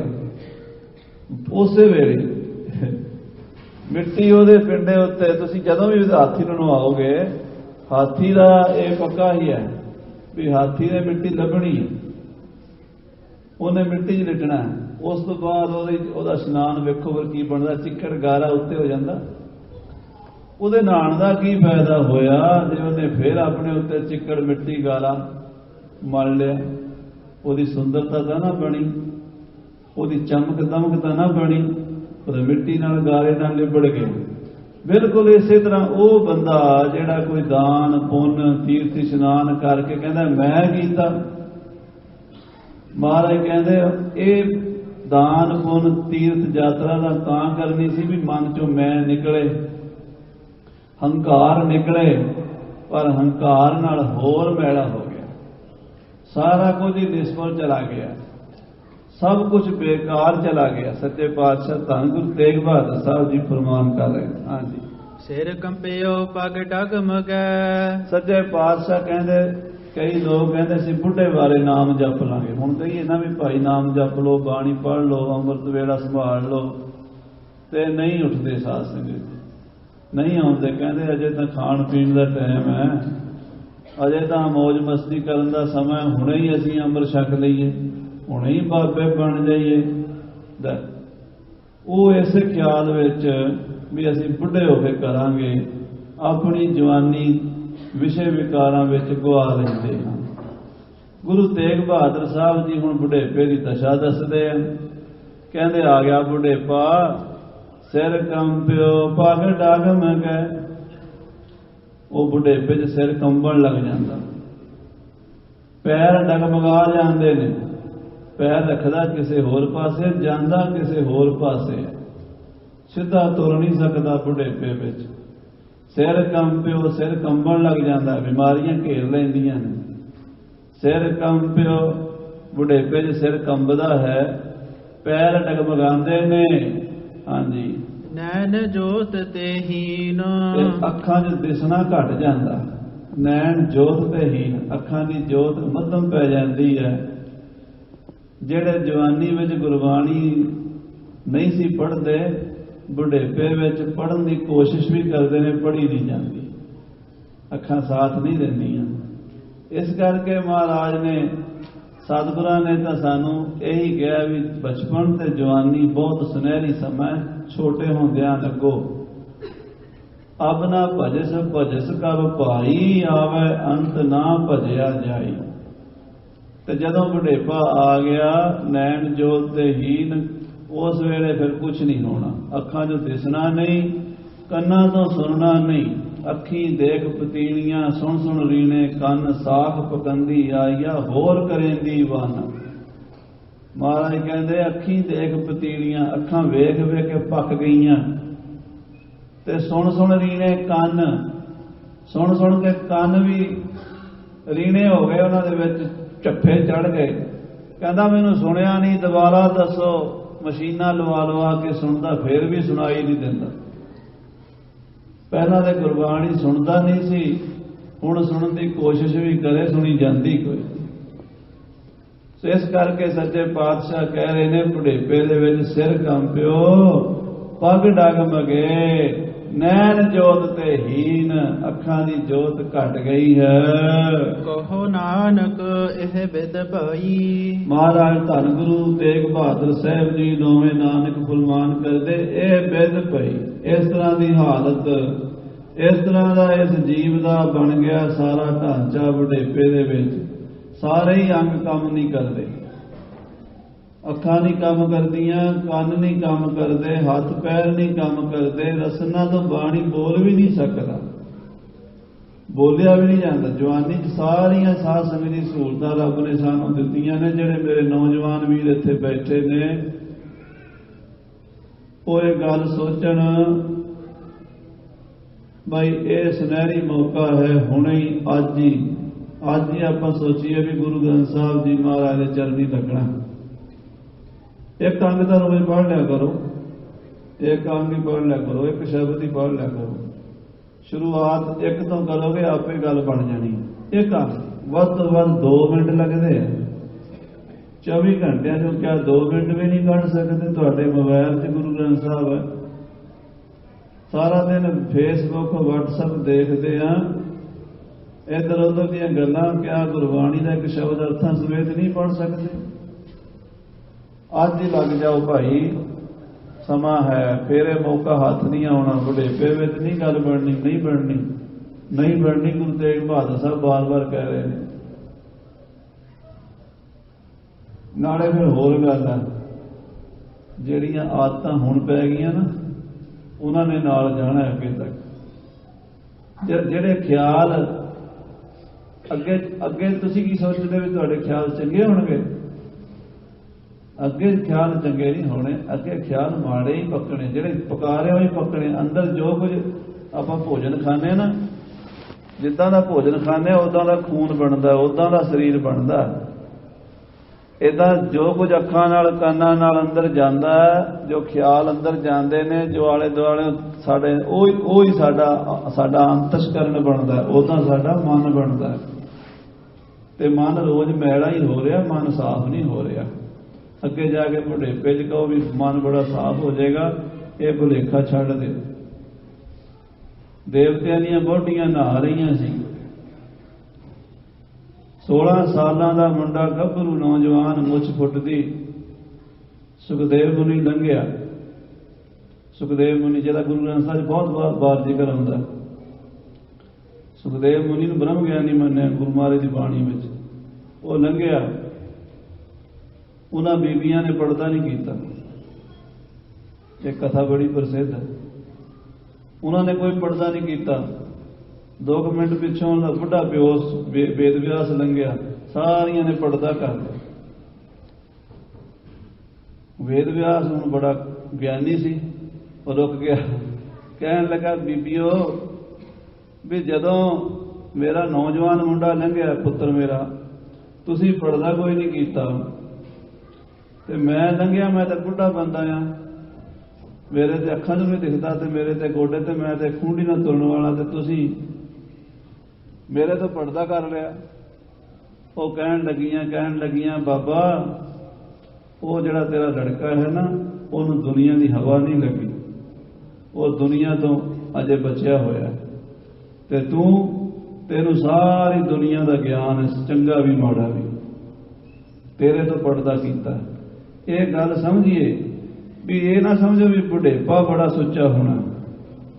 ਬੁਢੇਪੇ ਦੇ ਵਿੱਚ ਸਾਰੀ ਦੁਨੀਆ ਦੀ ਝੂਠ ਨੇ ਆਣਾ, ਅੰਦਰ ਆਉਣਾ। ਅਜੇ ਬੱਚਾ ਜਵਾਨ ਜਿਹੜਾ ਉਹ ਹੋ ਸਕਦਾ ਪਾਕ ਪਵਿੱਤਰ ਹੋਵੇ, ਬੁੱਢਾ ਪਾਕ ਪਵਿੱਤਰ ਹੋਵੇ ਨਹੀਂ ਹੋ ਸਕਦਾ। ਗੁਰੂ ਦੀ ਕਿਰਪਾ ਹੋਵੇ ਕਿਸੇ ਬਾਬੇ ਬੁੱਢੇ ਵਰਗੇ ਵਾਸਤੇ ਤਾਂ ਵੱਖਰੀ ਗੱਲ ਹੈ, ਪਰ ਸੰਸਾਰ ਇਦਾਂ ਹੀ ਚੱਲਦਾ। ਆਖੋ ਸ੍ਰੀ ਵਾਹਿਗੁਰੂ। ਫਿਰ ਆਪਾਂ ਨੂੰ ਉਸ ਵੇਲੇ ਰਸ ਆ ਜਾਏਗਾ, ਜਿਹੜਾ ਰਸ ਹੁਣ ਲੈ ਰਹੇ ਉਹੀ ਆਏਗਾ, ਉਤਰੀ ਬਿਰਤੀ ਜਾਏਗੀ। ਜਿੱਤ ਲਾਗੋ ਮਨ ਬਾਸਨਾ ਅੰਤ ਸਾਈ ਪ੍ਰਗਟਾਨੀ, ਜਿੱਧਰ ਬਾਸਨਾ ਲੱਗੀ ਉਧਰੋਂ ਬਾਰ ਬਾਰ ਆਉਣੀ ਹੈ। ਸਿਰ ਕੰਪਿਓ ਪਗ ਡਗ ਮੰਗੇ ਨੈਣ ਜੋਤ ਤੇ ਹੀਨ, ਸਿਰ ਕੰਬਣ ਲੱਗ ਪਿਆ, ਪੈਰ ਡਗਮਗਾ ਗਏ, ਅੱਖਾਂ ਤੋਂ ਦਿਖਣਾ ਹਟ ਗਿਆ। ਕਹੋ ਨਾਨਕ ਇਹ ਵਿਦ ਪਈ, ਏਦਾਂ ਦੀ ਹਾਲਤ ਬੁਢੇਪੇ ਚ ਬਣ ਗਈ। ਤਉ ਨਾ ਹਰ ਰਸ ਲੀਨ, ਫਿਰ ਵੀ ਵਾਹਿਗੁਰੂ ਮੂੰਹ ਤੋਂ ਨਹੀਂ ਨਿਕਲਦਾ। ਸਾਡੇ ਬਜ਼ੁਰਗ ਦੱਸਦੇ, ਇੱਕ ਪਾਕਿਸਤਾਨ ਬੰਦਾ ਸਾਡੇ ਪਿੰਡ ਲਹਿਣਾ ਸਿੰਘ, ਉਹ ਮਰਨ ਲੱਗਾ। ਉਹਨੂੰ ਸਾਰੀ ਉਮਰ ਉਹਦੀ ਇਹੋ ਜਿਹੀ ਸੰਗਤ ਰਹੀ ਸੀ। ਉਹ ਮਰਨ ਲੱਗਾ ਤੇ ਉਹਨੂੰ ਕਹਿੰਦੇ ਵੀ ਲਹਿਣਾ ਸਿੰਘ ਕਹੇ ਵਾਹਿਗੁਰੂ, ਉਹਦੇ ਮੂੰਹ ਤੋਂ ਵਾਹਿਗੁਰੂ ਨਾ ਨਿਕਲੇ। ਵਾਹਿਗੁਰੂ ਕਹਿੰਦਾ ਵਾਹਿਗੁਰੂ ਨਹੀਂ ਨਿਕਲਦਾ ਮੇਰੇ ਮੂੰਹ ਤੋਂ। ਕਹਿੰਦਾ ਮੈਂ ਆਖਣਾ ਵੀ ਕੋਈ ਨਹੀਂ। ਕਹਿੰਦਾ ਉਹਨੇ ਕਿਹੜਾ ਹੁਣ ਛੱਡ ਜਾਣਾ, ਲੈ ਤੇ ਚੱਲਿਆ ਹੀ ਹੈ, ਹੁਣ ਮੈਂ ਵਾਹਿਗੁਰੂ ਨਹੀਂ ਕਹਿੰਦਾ। ਉਹ ਕਿਹਾ ਹੀ ਨਹੀਂ ਜਾਂਦਾ, ਉਸ ਵੇਲੇ ਬੰਦਾ ਨਾਸਤਕ ਬਣ ਜਾਂਦਾ। ਇਸ ਕਰਕੇ ਸਾਹਿਬ ਜੀ ਕਹਿੰਦੇ ਆ ਬਈ ਹੁਣੇ ਹੀ, ਅੱਜ ਹੀ, ਕਿਸੇ ਵੇਲੇ ਹੀ ਲੱਗ ਜਾਓ ਵਾਹਿਗੁਰੂ ਵਾਹਿਗੁਰੂ ਵਾਹਿਗੁਰੂ ਜਪੋ। ਪਤਾ ਨਹੀਂ ਕਿਹੜੀ ਘੜੀ ਤੁਹਾਡੀ ਲੇਖੇ 'ਚ ਲੱਗ ਜਾਵੇ। ਹਾਂਜੀ, ਨਿਜ ਕਰ ਦੇਖਿਓ ਜਗਤ ਮੈਂ। ਸਤਿਗੁਰੂ ਤੇਗ ਬਹਾਦਰ 9ਵੇਂ ਪਾਤਸ਼ਾਹ ਕਹਿੰਦੇ ਮੈਂ ਨਿਜ ਕਰ ਦੇਖਿਓ, ਆਪਣੇ ਤਜਰਬੇ ਨਾਲ ਦੇਖਿਆ ਹੈ, ਬੜੀ ਗਹਿਰਾਈ ਨਾਲ ਮੈਂ ਆਪ ਦੇਖਿਆ। ਇੱਕ ਹੁੰਦੀ ਗੱਲ ਸੁਣੀ ਹੁੰਦੀ ਹੈ, ਇੱਕ ਗੱਲ ਕਿਸੇ ਨੇ ਮੈਨੂੰ ਕਹੀ, ਮੈਂ ਅੱਗੇ ਕਹਿਤੀ, ਇਹ ਹੁੰਦੀ ਸੁਣੀ ਸੁਣਾਈ। ਇੱਕ ਹੁੰਦੀ ਮੈਂ ਆਪ ਦੇਖੀ। ਜਿਹੜੀ ਆਪ ਦੇਖੀ ਹੈ ਉਹ ਮਹਾਰਾਜ ਕਹਿੰਦੇ ਮੈਂ ਆਪ ਦੇਖੀ, ਨਿਜ ਕਰ ਦੇਖਿਓ, ਮੈਂ ਆਪਣੇ ਆਪ ਦੇਖਿਆ ਜਗਤ ਵਿੱਚ। ਕੀ ਦੇਖਿਆ? ਤਜਰਬਾ ਕੀਤਾ ਮੈਂ। ਹਾਂਜੀ, ਕੋ ਕਾਹੂ ਕੋ ਨਾਹੇ, ਕੋਈ ਕਿਸੇ ਦਾ ਨਹੀਂ ਜੇ, ਭੁਲੇਖੇ 'ਚ ਨਾ ਰਹਿਣਾ ਮੇਰੇ ਦੋਸਤ। ਜਵਾਨੀ ਵਿੱਚ ਇੱਕ ਬਹੁਤ ਵੱਡਾ ਭੁਲੇਖਾ ਰਹਿੰਦਾ, ਸਾਰਿਆਂ ਨੂੰ ਰਹਿੰਦਾ, ਖਾਸ ਕਰਕੇ 15 ਸਾਲ ਦੀ ਉਮਰ ਤੋਂ ਬਾਅਦ ਬੰਦੇ ਨੂੰ 40 ਸਾਲ ਦੀ ਉਮਰ ਤੱਕ ਭੁਲੇਖਾ ਰਹਿੰਦਾ, ਫਲਾਣਾ ਮੇਰਾ ਬੜਾ ਜਿਗਰੀ ਦੋਸਤ ਹੈ। ਹੋ ਸਕਦਾ ਵੀ ਹੋਰ ਰਿਸ਼ਤੇਦਾਰਾਂ ਤੇ ਭਰੋਸਾ ਨਾ ਹੋਵੇ, ਦੋਸਤਾਂ ਤੇ ਨੌਜਵਾਨਾਂ ਨੂੰ ਬਹੁਤ ਭਰੋਸਾ ਹੁੰਦਾ। ਫਿਰ ਗਾਂ ਪਰਿਵਾਰ ਤੇ ਵੀ ਹੁੰਦਾ ਹੀ, ਭਰਾਵਾਂ ਤੇ ਵੀ ਹੁੰਦਾ, ਮਾਂ ਪਿਓ ਤੇ ਬੜਾ ਭਰੋਸਾ ਹੁੰਦਾ, ਪਤਨੀ ਤੇ ਭਰੋਸਾ ਹੁੰਦਾ, ਮੇਰੀ ਪਤਨੀ ਹੈ, ਮੇਰੇ ਦੁੱਖ ਸੁੱਖ ਦੀ ਸਾਂਝੀਵਾਲ ਹੈ, ਭਾਈਵਾਲ ਹੈ। ਪੁੱਤਰਾਂ ਤੇ ਭਰੋਸਾ ਹੁੰਦਾ, ਮੇਰੇ ਬੱਚੇ ਹੈ। ਪਰ ਗੁਰੂ ਤੇਗ ਬਹਾਦਰ ਸਾਹਿਬ ਕਹਿੰਦੇ ਮੈਂ ਬੜੀ ਗਹਿਰਾਈ ਨਾਲ ਦੇਖਿਆ, ਕੋ ਕਾਹੂ ਕੋ ਨਾਹੀ, ਕੋਈ ਕਿਸੇ ਦਾ ਨਹੀਂ। ਪਰ ਮਾਫ ਕਰਨਾ ਸਾਧ ਸੰਗਤ, ਸਾਰਿਆਂ ਨੂੰ ਇਹ ਤੁਹਾਨੂੰ ਗੱਲ ਫੀਲਿੰਗ 'ਚ ਨਹੀਂ ਆਉਣੀ, ਸਾਰਿਆਂ ਨੂੰ ਨਹੀਂ ਆਉਣੀ, ਕਿਉਂਕਿ ਆਪਾਂ ਜੇ ਮੰਨੀ ਬੈਠੇ ਵੀ ਸਾਡੇ ਕੋਈ ਨਾ ਕੋਈ ਹੈਗੇ ਆ। ਅਜੇ ਗੁਰਬਾਣੀ ਬਾਰ-ਬਾਰ ਜਪਣ ਨਾਲ ਤੇ ਜੀਵਨ ਦੇ ਤਜਰਬੇ ਨਾਲ ਸਮਝ ਆਉਂਦੀ ਹੈ। ਜਦੋਂ ਸਾਰੇ ਬੂਹੇ ਬੰਦ ਹੋਣਗੇ ਉਦੋਂ ਸਮਝ ਆਵੇਗੀ। ਇਸ ਕਰਕੇ ਸਾਹਿਬ ਕਹਿੰਦੇ ਦੁੱਖ ਦਾਰੂ ਸੁੱਖ ਰੋਗ ਭਇਆ। ਦੁੱਖ ਦਾਰੂ ਬਣੇਗਾ ਜਦੋਂ ਸਾਰੇ ਪਾਸੇ ਦੁੱਖ ਵਿੱਚ ਸਾਥ ਛੱਡਦੇ ਨੇ, ਸੁੱਖ ਵਿੱਚ ਨਹੀਂ ਛੱਡਦੇ, ਦੁੱਖ ਵਿੱਚ ਛੱਡਦੇ। ਦੁੱਖ ਆਵੇਗਾ ਫਿਰ ਪਤਾ ਲੱਗੇਗਾ। ਮਾਫ ਕਰ ਦੇਣਾ ਮੈਨੂੰ, ਸਾਰਿਆਂ ਦੀ ਫੀਲਿੰਗ ਨਹੀਂ ਬਣਦੀ ਇੱਕ ਟਾਈਮ ਤੇ। ਕਥਾ ਆਪਾਂ ਸਾਰੇ ਸੁਣ ਰਹੇ ਹਾਂ, ਹੋ ਸਕਦਾ ਮੈਂ ਵੀ ਵਿੱਚ ਹੀ ਹਾਂ, ਵੀ ਮੈਨੂੰ ਵੀ ਕਿਤੇ ਨਾ ਕਿਤੇ ਹੋ ਸਕਦਾ ਬੱਚਿਆਂ ਦਾ, ਭੈਣ ਭਰਾਵਾਂ ਦਾ, ਪਤਨੀ ਦਾ, ਮਾਂ ਪਿਓ ਦਾ ਭਰੋਸਾ ਹੈ ਥੋੜਾ ਬਾੜਾ। ਤਾਂ ਬਾਣੀ ਕਰਕੇ ਜਦੋਂ ਬਾਣੀ ਪੜ੍ਹਦੇ ਆ ਭੁੱਲ ਜਾਂਦਾ, ਫਿਰ ਉੱਧਰ ਜਾਂਦੇ ਆ। ਇਹ ਤਾਂ ਐਵੇਂ ਗੱਲਾਂ ਹੀ ਨੇ ਵੀ ਆਪਾਂ ਛੱਡ ਦਿੰਦੇ ਆ, ਪੂਰਾ ਨਹੀਂ ਛੱਡਿਆ ਜਾਂਦਾ, ਔਖਾ ਕੰਮ ਹੈ। ਪਰ ਸਤਿਗੁਰੂ ਕਹਿ ਰਹੇ ਨੇ ਗੁਰੂ ਤੇਗ ਬਹਾਦਰ ਸਾਹਿਬ ਵੀ ਮੈਂ ਦੇਖ ਲਿਆ ਡੰਕੇ ਦੀ ਚੋਟ ਤੇ, ਕੋ ਕਾਹੂ ਕੋ ਨਾ ਹੈ, ਕੋਈ ਕਿਸੇ ਦਾ ਨਹੀਂ, ਕੋਈ ਕਾਹੂ ਕੋ ਨਹੀਂ, ਸਭ ਦੇਖੀ ਠੋਕ ਵਜਾਏ। ਮੈਂ ਠੋਕ ਵਜਾ ਕੇ ਦੇਖਿਆ ਚੰਗੀ ਤਰ੍ਹਾਂ, ਜਿਵੇਂ ਭਾਂਡੇ ਨੂੰ ਘੁਮਿਆਰ ਤੋਂ ਖਰੀਦਣ ਲਈ ਉਹ ਲੈਂਦੇ ਨੇ, ਏਦਾਂ ਖੜਕਾ ਕੇ ਦੇਖਦੇ ਆ ਵੀ ਭਾਂਡਾ ਕੱਚਾ ਕਿ ਪੱਕਾ। ਕਹਿੰਦੇ ਮੈਂ ਸਾਰੇ ਵੇਖ ਲਏ ਨੇ। ਹਾਂਜੀ, ਨਾਨਕ ਥਿਰ ਹਰ ਭਗਤ ਹੈ। ਮਹਾਰਾਜ ਸਾਹਿਬ ਕਹਿੰਦੇ ਇੱਕੋ ਚੀਜ਼ ਥਿਰ ਰਹਿਣ ਵਾਲੀ ਹੈ, ਇੱਕੋ ਚੀਜ਼ ਜਿਹੜੀ ਨਾਲ ਰਹਿਣ ਵਾਲੀ ਹੈ, ਉਹ ਹੈ ਹਰੀ ਦੀ ਭਗਤੀ, ਹਰੀ ਦਾ ਪਿਆਰ। ਕਿ ਤੁਹਾਡੇ ਮਨ ਵਿੱਚ ਉਸ ਪ੍ਰਭੂ ਪ੍ਰਤੀ, ਵਾਹਿਗੁਰੂ ਪ੍ਰਤੀ ਕੁਝ ਪਿਆਰ ਦੀਆਂ ਤਰੰਗਾਂ ਉੱਠਦੀਆਂ ਹੋਣ। ਕਦੀ ਤੁਹਾਡੀਆਂ ਅੱਖਾਂ ਵਿੱਚ ਗੁਰੂ ਪਿਆਰ ਦੇ ਹੰਝੂ ਆਉਂਦੇ ਹੋਣ, ਕਦੀ ਤੁਹਾਡੇ ਮੂੰਹ ਤੋਂ ਪਿਆਰ ਨਾਲ ਵਾਹਿਗੁਰੂ ਨਿਕਲਦਾ ਹੋਵੇ, ਉਹ ਤੁਹਾਡੇ ਨਾਲ ਹੈ। ਉਹ ਤੁਹਾਡਾ ਸੱਚਾ ਮਿੱਤਰ ਹੈ।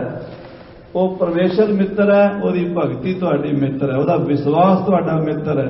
ਹਰ ਵੇਲੇ ਤੁਹਾਡੇ ਨਾਲ ਹੈ। ਕਹੋ ਨਾਨਕ ਥਿਰ ਹਰ ਭਗਤ ਹੈ। ਥਿਰ ਕਹਿੰਦੇ ਨੇ ਜਿਹੜੀ ਚੀਜ਼ ਟਿਕੀ ਰਵੇ, ਜਿਹੜੀ ਟਿਕੀ ਰਵੇ। ਟਿਕਣ ਵਾਲੀ ਕਿਹੜੀ ਚੀਜ਼ ਹੈ ਦੱਸੋ? ਪਿਓ ਮਾਂ ਨਹੀਂ ਨਾਲ ਟਿਕਦੇ, ਭੈਣ ਭਰਾ ਨਹੀਂ ਨਾਲ ਟਿਕਦੇ, ਧੀਆਂ ਪੁੱਤਰ ਨਹੀਂ ਨਾਲ ਟਿਕਦੇ। ਆਪਾਂ ਸਾਰੇ ਇੱਕ ਦਿਨ ਵਿਛੜਨਾ ਹੀ ਵਿਛੜਨਾ, ਵਿਛੜਨਾ ਹੀ ਵਿਛੜਨਾ, ਵਿਛੜਨਾ ਹੀ ਵਿਛੋੜਾ ਪੈਣਾ ਹੀ ਪੈਣਾ। ਸਾਰਿਆਂ ਤੋਂ ਪਿਆ ਕਿੱਥੇ ਤੈਂਡੇ ਮਾਪਿਆਂ ਜਿੰਨੀ ਤੂੰ ਜਣੇ ਹੋਏ, ਤੈ ਪਾਸੋਂ ਇਹ ਲੱਦ ਗਏ ਤੂੰ ਅਜੇ ਨਾ ਪੁੱਤੀ ਨੇ, ਤੈਨੂੰ ਅਜੇ ਵਿਸ਼ਵਾਸ ਨਹੀਂ ਆਇਆ। ਮਾਂ ਬਾਪ ਚਲੇ ਗਏ ਨੇ, ਭੈਣ ਭਰਾ ਜਾ ਰਹੇ ਨੇ, ਸੱਜਣ ਮਿੱਤਰ ਕਈ ਸਾਡੇ ਤੋਂ ਬਾਅਦ ਜੰਮੇ, ਸਾਡੇ ਤੋਂ ਪਹਿਲਾਂ ਚਲੇ ਗਏ। ਫਿਰ ਕੀ ਚੀਜ਼ ਹੈ ਇਸ ਦੁਨੀਆ ਵਿੱਚ ਜਿਸ ਨੂੰ ਅਸੀਂ ਆਪਣਾ ਕਹੀਏ? ਤਿਹ ਰਾਖੋ ਮਨ ਮਾਹੀ। ਉਹ ਮਹਾਰਾਜ ਦੀ ਪਰਮੇਸ਼ਰ ਦੀ ਭਗਤੀ ਹੈ। ਉਹਨੂੰ ਭਾਈ ਆਪਣੇ ਮਨ ਵਿੱਚ ਜਾਣ ਲਓ। ਇਹ ਹੁਣ ਅਗਲੇ ਜਿਹੜੇ 2 ਸ਼ਲੋਕ ਆ ਰਹੇ ਨੇ ਸਾਧ ਸੰਗਤ ਜੀ, 3 ਸ਼ਲੋਕ, ਇਹ ਮਾਤਾ ਗੁਜਰੀ ਜੀ ਨੂੰ ਉਪਦੇਸ਼ ਦੇ ਰਹੇ। ਮਾਤਾ ਗੁਜਰੀ ਜੀ ਨੇ ਵੀ ਬੇਨਤੀ ਕੀਤੀ, ਮੇਰੇ ਵਾਸਤੇ ਵੀ ਕਿਰਪਾ ਕਰਨੀ, ਮੈਨੂੰ ਵੀ ਉਪਦੇਸ਼ ਦੇਣਾ। ਉਹ ਚਿੱਠੀ ਦੇ ਵਿੱਚ ਲਿਖਿਆ ਸੀ। ਗੁਰੂ ਸਾਹਿਬ ਆਪਣੀ ਧਰਮ ਪਤਨੀ, ਪਹਿਲੇ ਜਿਹੜੇ ਬਚਨ ਸੀਗੇ ਉਹ ਮਾਤਾ ਆਪਣੀ ਮਾਂ ਮਾਤਾ ਨਾਨਕੀ ਜੀ ਵਾਸਤੇ ਸੀਗੇ। ਹੁਣ ਆਪਣੀ ਪਤਨੀ ਮਾਤਾ ਗੁਜਰੀ ਜੀ ਨੂੰ 3 ਸ਼ਲੋਕਾਂ ਦੁਆਰਾ ਸਾਹਿਬ ਗੁਰੂ ਤੇਗ ਬਹਾਦਰ ਸਾਹਿਬ ਜੀ ਉਪਦੇਸ਼ ਦਿੰਦੇ। ਹਾਂਜੀ, ਜਗ ਰਚਨਾ ਸਭ ਝੂਠ ਹੈ। ਮਹਾਰਾਜ ਜੀ ਦ੍ਰਿੜ ਕਰਾਉਂਦੇ ਆਪਣੀ ਧਰਮ ਪਤਨੀ ਮਾਤਾ ਗੁਜਰੀ ਜੀ ਨੂੰ ਕਿ ਇਹ ਸੰਸਾਰ ਦੀ ਸਾਰੀ ਰਚਨਾ ਝੂਠੀ ਹੈ। ਇਹ ਨਾ ਸਮਝੋ ਵੀ ਇੱਥੇ ਕਦੀ ਕਿਸੇ ਨੇ ਬਹਿ ਰਹਿਣਾ।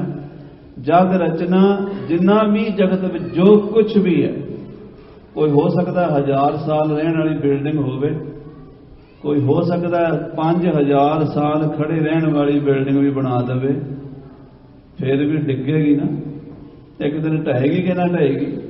ਬੰਦੇ ਦੀ ਤਾਂ ਵਿਚਾਰੇ ਦੀ ਬੁਨਿਆਦੀ ਕੀ ਹੈ? ਇੱਥੇ ਬੜੇ ਬੜੇ ਗੱਜ ਜੇ ਲੱਗਾ ਗਿੜਬੜੀ, ਸਖੀਏ ਧੌਲ ਹਰੀ ਸੇ ਭੀ ਟਹਿੰਦੇ ਡਿਠ ਮੈਂ ਮੁੰਦ ਨਾ ਗਰਭ ਥਣੀ। ਕਾਹਦਾ ਹੰਕਾਰ ਕਰਦੇ ਹੋ? ਇੱਥੇ ਕੋਈ ਚੀਜ਼ ਨਹੀਂ ਰਹੀ। ਜਗ ਰਚਨਾ ਸਭ ਝੂਠ ਹੈ। ਸਾਰੇ ਜਗਤ ਦਾ ਸਾਰਾ ਹੀ ਪਸਾਰਾ ਸਤਿਗੁਰੂ ਤੇਗ ਬਹਾਦਰ ਸਾਹਿਬ ਜੀ ਕਹਿੰਦੇ ਗੁਜਰੀ ਜੀ ਝੂਠ ਹੈ। ਹਾਂਜੀ, ਜਾਣ ਲੈ ਹੋ ਰੇ ਮੀਤ। ਹੇ ਮੇਰੇ ਮਿੱਤਰ, ਹੇ ਮੇਰੇ ਸੱਜਣ, ਸਾਰੇ ਹੀ ਜਾਣ ਲਓ। ਇਹ ਤੁਹਾਨੂੰ ਉਪਦੇਸ਼ ਮਹਾਰਾਜ ਸਾਹਿਬ ਜੀ ਦੇ ਰਹੇ ਨੇ। ਕਹਿ ਨਾਨਕ ਥਿਰ ਨਾ ਰਹੈ। ਸਤਿਗੁਰੂ ਤੇਗ ਬਹਾਦਰ ਸਾਹਿਬ ਜੀ ਕਹਿੰਦੇ ਫਿਰ ਨਹੀਂ ਕੁਝ ਰਹਿੰਦਾ, ਕੁਝ ਵੀ ਨਹੀਂ ਰਹਿੰਦਾ, ਕੁਝ ਵੀ ਨਹੀਂ ਰਹਿੰਦਾ। ਦੱਸੋ ਕੋਈ ਚੀਜ਼ ਹੈ? ਧਰਤੀ ਵੀ ਨਹੀਂ ਰਹਿਣੀ, ਹੋਰ ਤਾਂ ਕੀ ਰਹਿਣਾ? ਧਰਤੀ ਵੀ ਨਹੀਂ ਰਹਿਣੀ, ਚੰਦ ਤੇ ਸੂਰਜ ਵੀ ਨਹੀਂ ਰਹਿਣੇ। ਇਹ ਮਹਾਰਾਜ ਨੇ ਗੁਰੂ ਅਰਜਨ ਦੇਵ ਨੇ ਸ਼ਬਦ ਲਿਖਿਆ, ਧਰਤ ਆਕਾਸ਼ ਪਤਾਲ ਹੈ, ਚੰਦ ਸੂਰ ਬਿਨਾਸੀ। ਅਸੀਂ ਕਈ ਵਾਰੀ ਸ਼ੰਕਾ ਕਰ ਲੈਣਾ ਵੀ ਹੈ ਧਰਤੀ ਕਿੱਥੇ ਚਲੀ ਜਾਏਗੀ, ਚੰਦਰਮਾ ਸੂਰਜ ਕਿੱਥੇ ਚਲੇ ਜਾਣਗੇ। ਅੱਜ ਵਿਗਿਆਨਕਾਂ ਨੇ ਆ ਪਿਛਲੇ 5-4 ਦਿਨ ਹੋਏ ਨੇ, ਉਹ ਸਾਇੰਸਦਾਨ ਮਰਿਆ ਜਿਹਨੇ ਉਹਦਾ 1942 ਦਾ ਜਨਮ ਸੀਗਾ ਤੇ ਪਿਛਲੇ ਹਫ਼ਤੇ ਪਿਛਲੇ ਵੀਕ ਉਹਦੀ ਡੈਥ ਹੋਈ ਹੈ। ਤੇ ਉਹਨੇ ਇਹ ਰਿਸਰਚ ਕੀਤੀ ਸੀ ਬਲੈਕ ਹੋਲ ਦੀ, ਵੀ ਬਲੈਕ ਹੋਲ ਨੇ ਪੁਲਾੜ ਦੇ ਵਿੱਚ, ਜਿਹਦੇ ਵਿੱਚ ਸੂਰਜ ਡਿੱਗੇ ਤੇ ਉਹਦੀ ਇੱਕ ਕਿਰਨ ਵੀ ਬਾਹਰ ਨਹੀਂ ਆਉਂਦੀ। ਜਿਵੇਂ ਆਪਾਂ ਗਾਰਬੇਜ ਨਹੀਂ ਸੁੱਟ ਦਿੰਦੇ, ਕੋਈ ਸਮਾਨ ਚੁੱਕ ਕੇ ਸੁੱਟ ਦਿੰਦੇ ਆ ਉਹਦੇ ਵਿੱਚ ਡੱਬੇ 'ਚ, ਗਾਰਬੇਜ ਦੇ ਬੈਗ ਵਿੱਚ, ਤੇ ਉਹ 'ਚ ਬਾਹਰ ਤਾਂ ਨਹੀਂ ਕੁਝ ਆਉਣ ਦਿੰਦੇ। ਇੱਦਾਂ ਇਹ ਸਾਰੇ ਧਰਤੀਆਂ, ਆਕਾਸ਼, ਪੁਲਾੜ ਜਾ ਰਹੇ ਨੇ ਬਲੈਕ ਹੋਲਾਂ 'ਚ। ਕਾਲੇ ਕਾਲੇ ਹੋਲ ਨੇ ਤੇ ਉਹਦੇ ਵਿੱਚ ਡਿੱਗਦਾ ਨਿਕਲਦਾ ਹੀ ਕੁਝ ਨਹੀਂ, ਸੂਰਜ ਦੀ ਕਿਰਨ ਵੀ ਨਹੀਂ ਬਾਹਰ ਆਉਂਦੀ, ਖਤਮ ਹੋ ਜਾਣਾ। ਇੱਦਾਂ ਰੋਜ਼ ਕਹਿੰਦਾ ਕਈ ਹਜ਼ਾਰ ਸੂਰਜ ਡਿੱਗਦੇ ਨੇ ਤੇ ਕਈ ਪਰਮੇਸ਼ਰ ਪੈਦਾ ਕਰੀ ਜਾਂਦਾ। ਆਖੋ ਸਤਿਨਾਮ ਸ੍ਰੀ ਵਾਹਿਗੁਰੂ। ਇਹ ਖੇਡ ਬੜੀ ਵਿਚਿੱਤਰ ਹੈ। ਇਹ ਬ੍ਰਹਮੰਡ ਕਿੱਥੋਂ ਤੱਕ ਹੈ? ਉਹ ਨਾਸਾ ਵਾਲੇ ਕਹਿੰਦੇ ਅਸੀਂ 5% ਵੀ ਨਹੀਂ ਲੱਭ ਸਕੇ, 5% ਵੀ ਜੇ ਰਿਸਰਚ ਨਹੀਂ ਹੋਈ। ਅਸੀਂ ਕਿੱਥੇ ਬੈਠੇ ਹਾਂ ਸਾਧ ਸੰਗਤ ਜੀ? ਸਾਡੀ ਕੀ ਵੈਲਿਊ ਹੈ? ਉਹ ਵੱਡੇ ਵੱਡੇ ਚੰਦ ਸੂਰਜ ਗ੍ਰਹਿ ਤਾਰੇ ਉਹ ਮਿਟ ਰਹੇ ਨੇ, ਬੰਦਾ ਕੀ ਚੀਜ਼ ਹੈ? ਜਗ ਰਚਨਾ ਸਭ ਝੂਠ ਹੈ, ਜਾਣ ਲਿਓ ਰੇ ਮੀਤ, ਕਹਿ ਨਾਨਕ ਥਿਰ ਨਾ ਰਹਿ। ਇਹ ਥਿਰ ਨਹੀਂ ਰਹਿੰਦੀ। ਹਾਂਜੀ, ਜੋ ਬਾਲੂ ਕੀ ਭੀਤ। ਬਾਲੂ ਰੇਤੇ ਨੂੰ ਕਹਿੰਦੇ ਆ।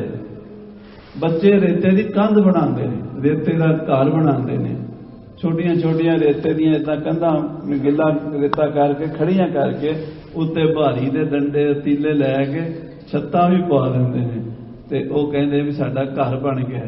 ਰਾਤ ਨੂੰ ਆਪਣੇ ਘਰ ਚਲੇ ਜਾਂਦੇ ਨੇ, ਸਵੇਰੇ ਜਾ ਕੇ ਦੇਖਦੇ ਨੇ ਰੇਤੇ ਦੀਆਂ ਕੰਧਾਂ ਢਹਿ ਚੁੱਕੀਆਂ ਹੁੰਦੀਆਂ ਨੇ। ਜਿਵੇਂ ਬਾਲੂ ਦੀ ਰੇਤੇ ਦੀ ਕੰਧ ਬਹੁਤਾ ਚਿਰ ਨਹੀਂ ਰਹਿੰਦੀ, ਉਹ 2-4 ਮਿੰਟ ਚ ਨਾਲ ਰੇਤਾ ਨਾਲ ਦੀ ਨਾਲ ਹੀ ਕਿਰੀ ਜਾਂਦਾ। ਇਦਾਂ ਇਹ ਸੰਸਾਰ ਦੀ ਹਰ ਚੀਜ਼ ਨਾਲ ਦੀ ਨਾਲ ਪੁਰਾਣੀ ਹੋਈ ਜਾਂਦੀ ਹੈ। ਆਪਾਂ ਨਵੀਂ ਚੀਜ਼ ਲੈਂਦੇ ਆ, ਨਵੀਂ ਬਣਾਉਂਦੇ ਆਪਣੇ ਵੱਲੋਂ, ਪਰ ਨਾਲ ਦੀ ਨਾਲ ਉਹ ਪੁਰਾਣੀ ਸ਼ੁਰੂ ਹੋ ਜਾਂਦੀ ਹੈ। ਉਹਦਾ ਮੀਟਰ ਚੱਲ ਪੈਂਦਾ ਪੁਰਾਣੀ ਹੋਣ ਦਾ। ਹਾਂਜੀ, ਰਾਮ ਗਇਓ ਰਾਵਣ ਗਇਓ। ਮਹਾਰਾਜ ਸਾਹਿਬ ਜੀ ਆਪਣੇ ਧਰਮ ਪਤਨੀ ਮਾਤਾ ਜੀ ਨੂੰ ਦੱਸ ਰਹੇ ਨੇ ਕਿ ਗੁਜਰੀ ਜੀ ਇਹ ਸੰਸਾਰ 'ਚ ਕੋਈ ਨਹੀਂ ਰਿਹਾ, ਰਾਮ ਗਇਓ। ਸ੍ਰੀ ਰਾਮਚੰਦਰ ਜੀ ਅਵਤਾਰ ਸਨ, ਮੌਕੇ ਦੇ 14 ਕਲਾ ਉਹਨਾਂ ਨੂੰ ਮਿਲੀਆਂ ਸਨ, ਪਰ ਜਦੋਂ ਸਮਾਂ ਆਇਆ ਉਹ ਵੀ ਇਸ ਦੁਨੀਆ ਤੋਂ ਚਲੇ ਗਏ। ਰਾਮ ਗਇਓ। ਫਿਰ ਰਾਵਣ ਗਇਓ। ਰਾਵਣ ਬੜਾ ਬਲੀ ਸੀ, 1 ਲੱਖ ਪੂਤ 1.25 ਲੱਖ ਨਾਤੀ, 1 ਲੱਖ ਪੁੱਤਰ 1.25 ਲੱਖ ਪੋਤਰਾ। ਤੇ ਰਾਵਣ ਘਰ ਦੀਆ ਨਾ ਬਾਤੀ, ਉਹਦੇ ਘਰ ਨਾ ਦੀਵਾ ਨਾ ਬੱਤੀ, ਕੁਝ ਨਹੀਂ ਰਿਹਾ, ਖਤਮ ਹੋ ਗਿਆ। ਰਾਮ ਗਇਓ ਰਾਵਣ ਗਇਓ। ਹਾਂਜੀ, ਜਾਕੋ ਬਹੁ ਪਰਿਵਾਰ। ਜਿਹੜਾ ਬੜਾ ਵੱਡਾ ਪਰਿਵਾਰ ਸੀ, ਜਿਹੜਾ ਬੜਾ ਵੱਡੀ ਤਾਕਤਾਂ ਦਾ ਮਾਲਕ ਸੀ, ਸਵਰਗ ਨੂੰ ਪੌੜੀਆਂ ਲਾ ਰਿਹਾ ਸੀ, ਜਿਹਦੇ ਕੋਲ 4 ਵੇਦ ਵਿਦਿਆ ਕੰਠ ਸੀ, ਜਿਹਦੇ ਬੂਹੇ ਦੇ ਉੱਤੇ ਵੱਡੇ ਵੱਡੇ ਯੋਧੇ ਬਲੀ ਹੱਥ ਜੋੜ ਕੇ ਖੜੇ ਰਹਿੰਦੇ ਸੀ, ਜਿਹਨੇ ਇੰਦਰ ਨੂੰ ਕੈਦ ਕਰਕੇ ਲਿਆਂਦਾ ਸੀ ਸਵਰਗਾਂ ਚੋਂ, ਜਿਨ੍ਹਾਂ ਇੰਦਰ ਸੇ ਜੀਤ ਕੇ ਛੋੜ ਡਾਰੇ ਵਹਿ ਦੀਨ ਦੇਖੇ ਗਿਰੇ ਕਾਲ ਮਾਰੇ। ਜਿਹਨੇ ਇੰਦਰ ਵਰਗੇ ਕੈਦ ਕੀਤੇ, ਉਹ ਕਿੱਡਾ ਬਲੀ ਹੋਵੇਗਾ। ਉਹ ਵੀ ਮਰ ਗਿਆ। ਰਾਵਣ ਗਇਓ। ਜਾਂ ਕੋ ਬਹੁ ਪਰਿਵਾਰ। ਨਾ ਰਾਮਚੰਦਰ ਜੀ ਰਹੇ ਨਾ ਰਾਵਣ ਰਿਹਾ, ਸਭ ਇਸ ਦੁਨੀਆ ਤੋਂ ਚਲੇ ਗਏ। ਹਾਂਜੀ, ਕਹੋ ਨਾਨਕ ਥਿਰ ਕਿਛ ਨਹੀਂ। ਮਹਾਰਾਜ ਜੀ ਕਹਿੰਦੇ ਕਹੋ ਨਾਨਕ ਥਿਰ ਕਛ ਨਹੀਂ, ਕੁਛ ਵੀ ਇਸ ਸੰਸਾਰ ਦੇ ਵਿੱਚ ਥਿਰ ਰਹਿਣ ਵਾਲਾ ਨਹੀਂ। ਹਾਂਜੀ, ਸੁਪਨੇ ਜੋ ਸੰਸਾਰ। ਇਹ ਸੰਸਾਰ ਸੁਪਨੇ ਦੀ ਤਰ੍ਹਾਂ ਹੈ। ਜਿਵੇਂ ਕੋਈ ਸੁਪਨਾ ਵੇਖਿਆ ਤੇ ਸੁਪਨੇ 'ਚ ਜਿਹੜੀ ਚੀਜ਼ ਮਿਲੀ ਸੀ ਉਹਨੂੰ ਸੁਪਨੇ ਦੇ ਟਾਈਮ ਤੇ ਤਾਂ ਸੱਚਾ ਸਮਝਿਆ ਸੀ। ਸੁਪਨੇ 'ਚ ਹਾਥੀ ਮਿਲ ਗਿਆ, ਉੱਤੇ ਬਹਿ ਕੇ ਤਤਾ ਕਰਦੇ ਸੈਰ ਕਰਨ ਤੁਰ ਪਏ, ਪਰ ਜਦੋਂ ਪਲਕ ਝਟਕਾ ਜਿਹਾ ਵੱਜਾ, ਜਾਗ ਖੁੱਲੀ, ਨਾ ਹਾਥੀ ਦੀ ਸੈਰ, ਨਾ ਘੋੜੇ ਨਾ ਘੋੜਿਆਂ ਦੀਆਂ ਕਾਠੀਆਂ, ਨਾ ਮਹਿਲ ਨਾ ਮਾੜੀਆਂ, ਸਭ ਖਤਮ। ਜਿੰਨਾ ਚਿਰ ਜਿਉਂਦੇ ਆ ਉਹਨਾਂ ਚਿਰ ਸੰਸਾਰ ਸੱਚਾ ਪ੍ਰਤੀਤ ਹੁੰਦਾ। ਪ੍ਰਾਣ ਨਿਕਲਦਿਆਂ ਸਾਰ ਕੋਈ ਹੋਰ ਹੀ ਮੰਡਲ ਵਿੱਚ ਪਹੁੰਚ ਜਾਵਾਂਗੇ, ਇਹ ਕੁਛ ਨਹੀਂ ਨਜ਼ਰ ਆਏਗਾ। ਕਹੋ ਨਾਨਕ ਤੇਰੇ ਕਛ ਨਹੀਂ। ਹਾਂਜੀ, ਚਿੰਤਾ ਤਾਂ ਕੀ ਕੀਜੀਐ। ਫਿਰ ਮਹਾਰਾਜ ਸਾਹਿਬ ਜੀ ਕਹਿੰਦੇ, ਮਾਤਾ ਜੀ ਨੂੰ ਉਪਦੇਸ਼ ਦਿੰਦੇ ਆ ਵੀ ਚਿੰਤਾ ਉਸ ਗੱਲ ਦੀ ਕਰਨੀ ਚਾਹੀਦੀ ਹੈ ਜੋ ਅਨਹੋਣੀ ਹੋਵੇ। ਜਿਹੜੀ ਅਨਹੋਣੀ ਹੋਵੇ, ਜਿਹੜੀ ਨਾ ਹੋਣੀ ਹੋਵੇ ਤੇ ਹੋ ਜਾਵੇ। ਜਿਹੜੀ ਚੀਜ਼ ਨਾ ਹੋਣੀ ਹੋਵੇ, ਹੋ ਨਹੀਂ ਸਕਦੀ ਤੇ ਹੋ ਜਾਵੇ, ਉਹਦੀ ਚਿੰਤਾ ਹੋਣੀ ਚਾਹੀਦੀ। ਇਹਦੀ ਕਾਹਦੀ ਚਿੰਤਾ ਕਰਨੀ, ਇਹ ਤਾਂ ਹੋਣੀ ਹੋਣੀ ਹੈ। ਜਿਹੜਾ ਕੰਮ ਹੋਣਾ ਹੀ ਹੋਣਾ, ਉਹਦੀ ਚਿੰਤਾ ਕਿਉਂ ਕਰੀਏ, ਉਹ ਤਾਂ ਹੋ ਹੀ ਜਾਣਾ। ਜਿਵੇਂ ਹੋਣਾ ਵਾਹਿਗੁਰੂ ਨੇ ਲਿਖਿਆ ਉਵੇਂ ਹੀ ਹੋਣਾ, ਮਰਨਾ ਹੀ ਮਰਨਾ। ਸਭ ਤੋਂ ਅਖੀਰ ਸਾਡਾ ਕੀ ਹੈ? ਮਸਕੀਨ ਜੀ ਨੂੰ ਕੋਈ ਬੰਦਾ ਪੁੱਛਦਾ, ਕਹਿੰਦਾ ਜੀ ਤੁਸੀਂ ਹੱਥ ਵੇਖ ਲੈਂਦੇ ਹੋ ਤੇ ਮੇਰਾ ਵੀ ਹੱਥ ਵੇਖਦੇ ਹੋ। ਉਹਨੇ ਸੋਚਿਆ ਵੀ ਬਾਬੇ ਵਿਦਵਾਨ ਕੋਈ ਦੱਸਣਗੇ। ਉਹ ਕਹਿੰਦੇ ਹਾਂ ਦੱਸ ਦਿੰਦੇ ਆ, ਹੁਣੇ ਦੱਸ ਦਿੰਦੇ ਆ ਵੀ ਤੇਰਾ ਫਿਊਚਰ ਕੀ ਹੈ। ਉਹਨੇ ਕਿਹਾ ਮੇਰਾ ਫਿਊਚਰ ਕੀ ਹੈ? ਕਹਿੰਦਾ ਤੇਰਾ ਫਿਊਚਰ ਹੈ ਵੀ ਤੂੰ ਪਰਮਾਤਮਾ 'ਚ ਮਿਲਣਾ। ਸਾਰਿਆਂ ਨੇ ਅਖੀਰ ਹਜ਼ਾਰਾਂ ਜਨਮ ਲੈ ਕੇ ਮਿਲ ਜਾਈਏ ਜਾਂ ਇਸੇ ਜਨਮ 'ਚ ਮਿਲ ਜੀ, ਹੁਣ ਸਾਡੀ ਮਰਜ਼ੀ ਹੈ। ਹਜ਼ਾਰਾਂ ਜਨਮ ਭਟਕਣ ਤੋਂ ਬਾਅਦ ਅਸੀਂ ਪਰਮਾਤਮਾ 'ਚ ਮਿਲੀਏ ਜਾਂ ਅੱਜ ਹੀ ਮਿਲ ਜਾਈਏ, ਇਹ ਹੁਣ ਆਪਾਂ ਸੋਚ ਲਈਏ ਵੀ ਜੇ ਤੇ ਅੱਜ ਮਿਲ ਜਾਈਏ ਤੇ ਕੰਮ ਸੌਖਾ, ਨਹੀਂ ਤੇ ਫਿਰ ਕਈ ਜਨਮ ਪਏ ਕੀਟ ਪਤੰਗਾ ਕੀੜੇ ਮਕੌੜੇ ਬਣ ਕੇ ਫੇਰ ਮੁਕਤੀ ਲੈਣੀ ਪੈਣੀ ਹੈ। ਜਾਣਾ ਉੱਥੇ ਹੀ ਪੈਣਾ। ਉਹੀ ਅਸਲੀ ਫਿਊਚਰ ਹੈ। ਜੇ ਹੋਰ ਕੋਈ ਫਿਊਚਰ ਸੋਚੀ ਬੈਠਾ ਵੀ ਮੇਰਾ ਆਹ ਕੰਮ ਹੋ ਜਾਏਗਾ, ਮੇਰਾ ਉਹ ਹੋ ਜਾਏਗਾ ਤੇ ਮੈਂ ਬੜਾ ਸੁਖੀ ਹੋ ਜਾਵਾਂਗਾ, ਸੁਖੀ ਕੋਈ ਨਹੀਂ ਹੁੰਦਾ, ਕੋਈ ਸੁਖੀ ਨਹੀਂ ਹੁੰਦਾ। ਹਾਂਜੀ, ਇਹ ਮਾਰਗ ਸੰਸਾਰ ਕੋ। ਮਹਾਰਾਜ ਕਹਿੰਦੇ ਸੰਸਾਰ ਦਾ ਰਸਤਾ ਹੈ, ਚਲੋ ਚੱਲੀਦਾ ਹੈ। ਇਹਦੇ ਵਿੱਚ ਸਾਰੇ ਮੁਸਾਫਰ ਤੁਰੇ ਜਾ ਰਹੇ ਨੇ, ਆਪੋ ਆਪਣੀ ਵਾਰੀ ਆਪੋ ਆਪਣੀ, ਕੋਈ ਨਾ ਬੰਧਤੀ ਹੈ। ਇਸ ਮਾਰਗ ਸੰਸਾਰ ਕੋ, ਇਹ ਚਲਦੀ ਸਰਾਂ ਜਾਂ ਚਲਦਾ ਰੋਡ ਹੈ। ਗੱਡੀਆਂ ਆ ਰਹੀਆਂ ਇੱਧਰੋਂ ਇੱਧਰ ਜਾ ਰਹੀਆਂ ਨੇ, ਕਦੀ ਸੜਕ ਰੁਕੀ ਹੈ? ਚੱਲ ਸੋ ਚਾਲੀਏ, ਚੱਲ ਸੋ ਚਾਲੀਏ। ਹਾਂਜੀ ਨਾਨਕ ਥਿਰ ਨਹੀਂ ਕੋਏ। ਮਹਾਰਾਜ ਕਹਿੰਦੇ ਕੋਈ ਟਿਕਿਆ ਨਹੀਂ, ਸਾਰੇ ਤੁਰਨ ਵਾਲੇ ਹੀ ਨੇ, ਪਲ ਪਲ ਤੁਰ ਰਹੇ ਨੇ। ਇੱਕ ਸਕਿੰਟ ਮਿੰਟ ਕਰਕੇ ਉਮਰ ਬੀਤ ਰਹੀ ਹੈ। ਜਨਨੀ ਜਾਣਤ ਸੁਤ ਵੱਡਾ ਹੋਤਾ, ਮਾਂ ਕਹਿੰਦੀ ਪੁੱਤਰ ਵੱਡਾ ਹੋ ਰਿਹਾ, ਪਰ ਹੋ ਰਿਹਾ ਦਿਨੋਂ ਦਿਨ ਛੋਟਾ।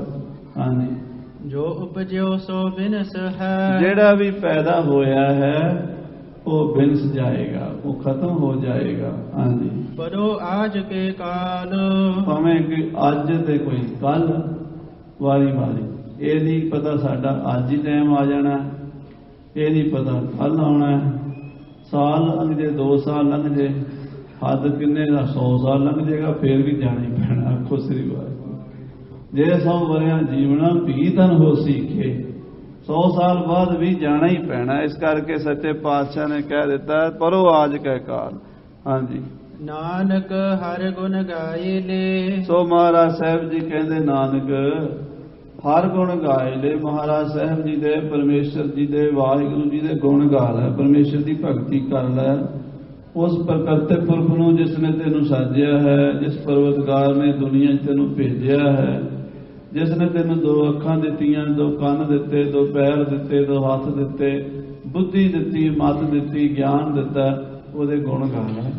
ਇਹ ਵਚਨ ਸੱਚੇ ਪਾਤਸ਼ਾਹ ਜੀ ਮਹਾਰਾਜ ਕਹਿ ਰਹੇ ਨੇ। ਛਾੜ ਸਗਲ ਜੰਜਾਲ। ਇਹ ਜਿਹੜੇ ਜੰਜਾਲ ਨੇ ਸੰਸਾਰ ਦੇ ਝੂਠੇ ਹਨ। ਜੇ ਕਹਿੰਦੇ ਮੈਂ ਕੰਮ ਕਰ ਲਵਾਂ ਤੇ ਫਿਰ ਜਪਾਂਗਾ, ਇਹ ਕੰਮ ਕਰ ਲਵਾਂ ਫਿਰ ਜਪਾਂਗਾ, ਆਹ ਕੰਮ ਕਰ ਲਵਾਂ ਤੇ ਫਿਰ ਜਪਾਂਗਾ, ਇਹ ਕੰਮ ਮੁੱਕੇ ਨਹੀਂ ਕਦੇ। ਕਿਨਹੀ ਨਾ ਕੀਏ ਕਾਜ ਮਾਇਆ ਪੂਰੇ। ਰਾਵਣ ਵੀ ਕਰਦਾ ਕਰਦਾ ਚਲਾ ਗਿਆ, ਨਹੀਂ ਪੂਰੇ ਹੋਏ। ਤੇਰੇ ਤੋਂ ਵੀ ਕੋਈ ਨਹੀਂ ਹੋਣੇ। ਇਸ ਕਰਕੇ ਸਾਰੇ ਜੰਜਾਲ ਛੱਡ ਕੇ ਮਹਾਰਾਜ ਦਾ ਸਿਮਰਨ ਕਰ ਲਓ।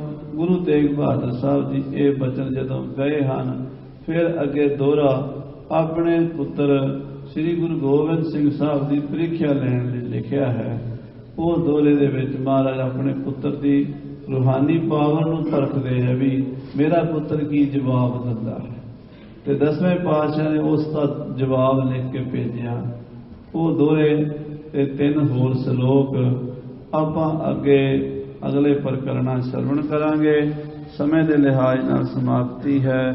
ਸੋ ਸਾਧ ਸੰਗਤ ਜੀ ਵਿਚਾਰਾਂ ਕਰਦਿਆਂ ਹੋਇਆਂ ਗੁਰਬਾਣੀ ਦੀ ਕਥਾ ਗਾਥ ਬੋਧ ਐਸੀ ਕਰ ਨਹੀਂ ਸਕਦੇ, ਕਿਉਂਕਿ ਜਿੰਨੀ ਉੱਚੀ ਅਵਸਥਾ 'ਚ ਗੁਰੂ ਸਾਹਿਬ ਨੇ ਬਾਣੀ ਉਚਾਰੀ ਹੈ ਨਾ, ਉਨੀ ਸਾਡੀ ਅਵਸਥਾ ਬਣ ਨਹੀਂ ਸਕਦੀ, ਬਣ ਹੀ ਨਹੀਂ ਸਕਦੀ। ਉਹ ਗੁਰੂ ਸਾਹਿਬ ਵਰਗੀ ਅਵਸਥਾ ਹੋਵੇ ਤੇ ਗੁਰੂ ਸਾਹਿਬ ਦੀ ਬਾਣੀ ਨੂੰ ਕੋਈ ਸਮਝੇ। ਅਸੀਂ ਤਾਂ ਬਸ ਜਿਵੇਂ ਮਿਸਰੀ ਦੇ ਪਹਾੜ ਤੇ ਕੀੜੀ ਚੜ੍ਹ ਜਾਏ ਨਾ, ਤੇ ਉਹ ਆਪਣਾ ਢਿੱਡ ਭਰਨ ਜੋਗੇ ਮਿੱਠਾ ਖਾ ਸਕਦੀ ਹੈ, ਉਹ ਕੀ ਪਹਾੜ ਦਾ ਅੰਤ ਤਾਂ ਨਹੀਂ ਪਾ ਸਕਦੀ। ਅਸੀਂ ਆਪਣਾ ਕਲਿਆਣ ਕਰਨ ਲਈ ਗੁਰਬਾਣੀ ਨੂੰ ਵਿਚਾਰਨਾ ਹੈ। ਗੁਰਬਾਣੀ ਦਾ ਅੰਤ ਨਹੀਂ ਹੈ। ਹੋਈਆਂ ਭੁੱਲਾਂ ਚੁੱਕਾਂ ਦੀ ਖਿਮਾ। ਫਤਿਹ ਬੁਲਾਓ। ਵਾਹਿਗੁਰੂ ਜੀ ਕਾ ਖਾਲਸਾ, ਵਾਹਿਗੁਰੂ ਜੀ ਕੀ ਫਤਿਹ।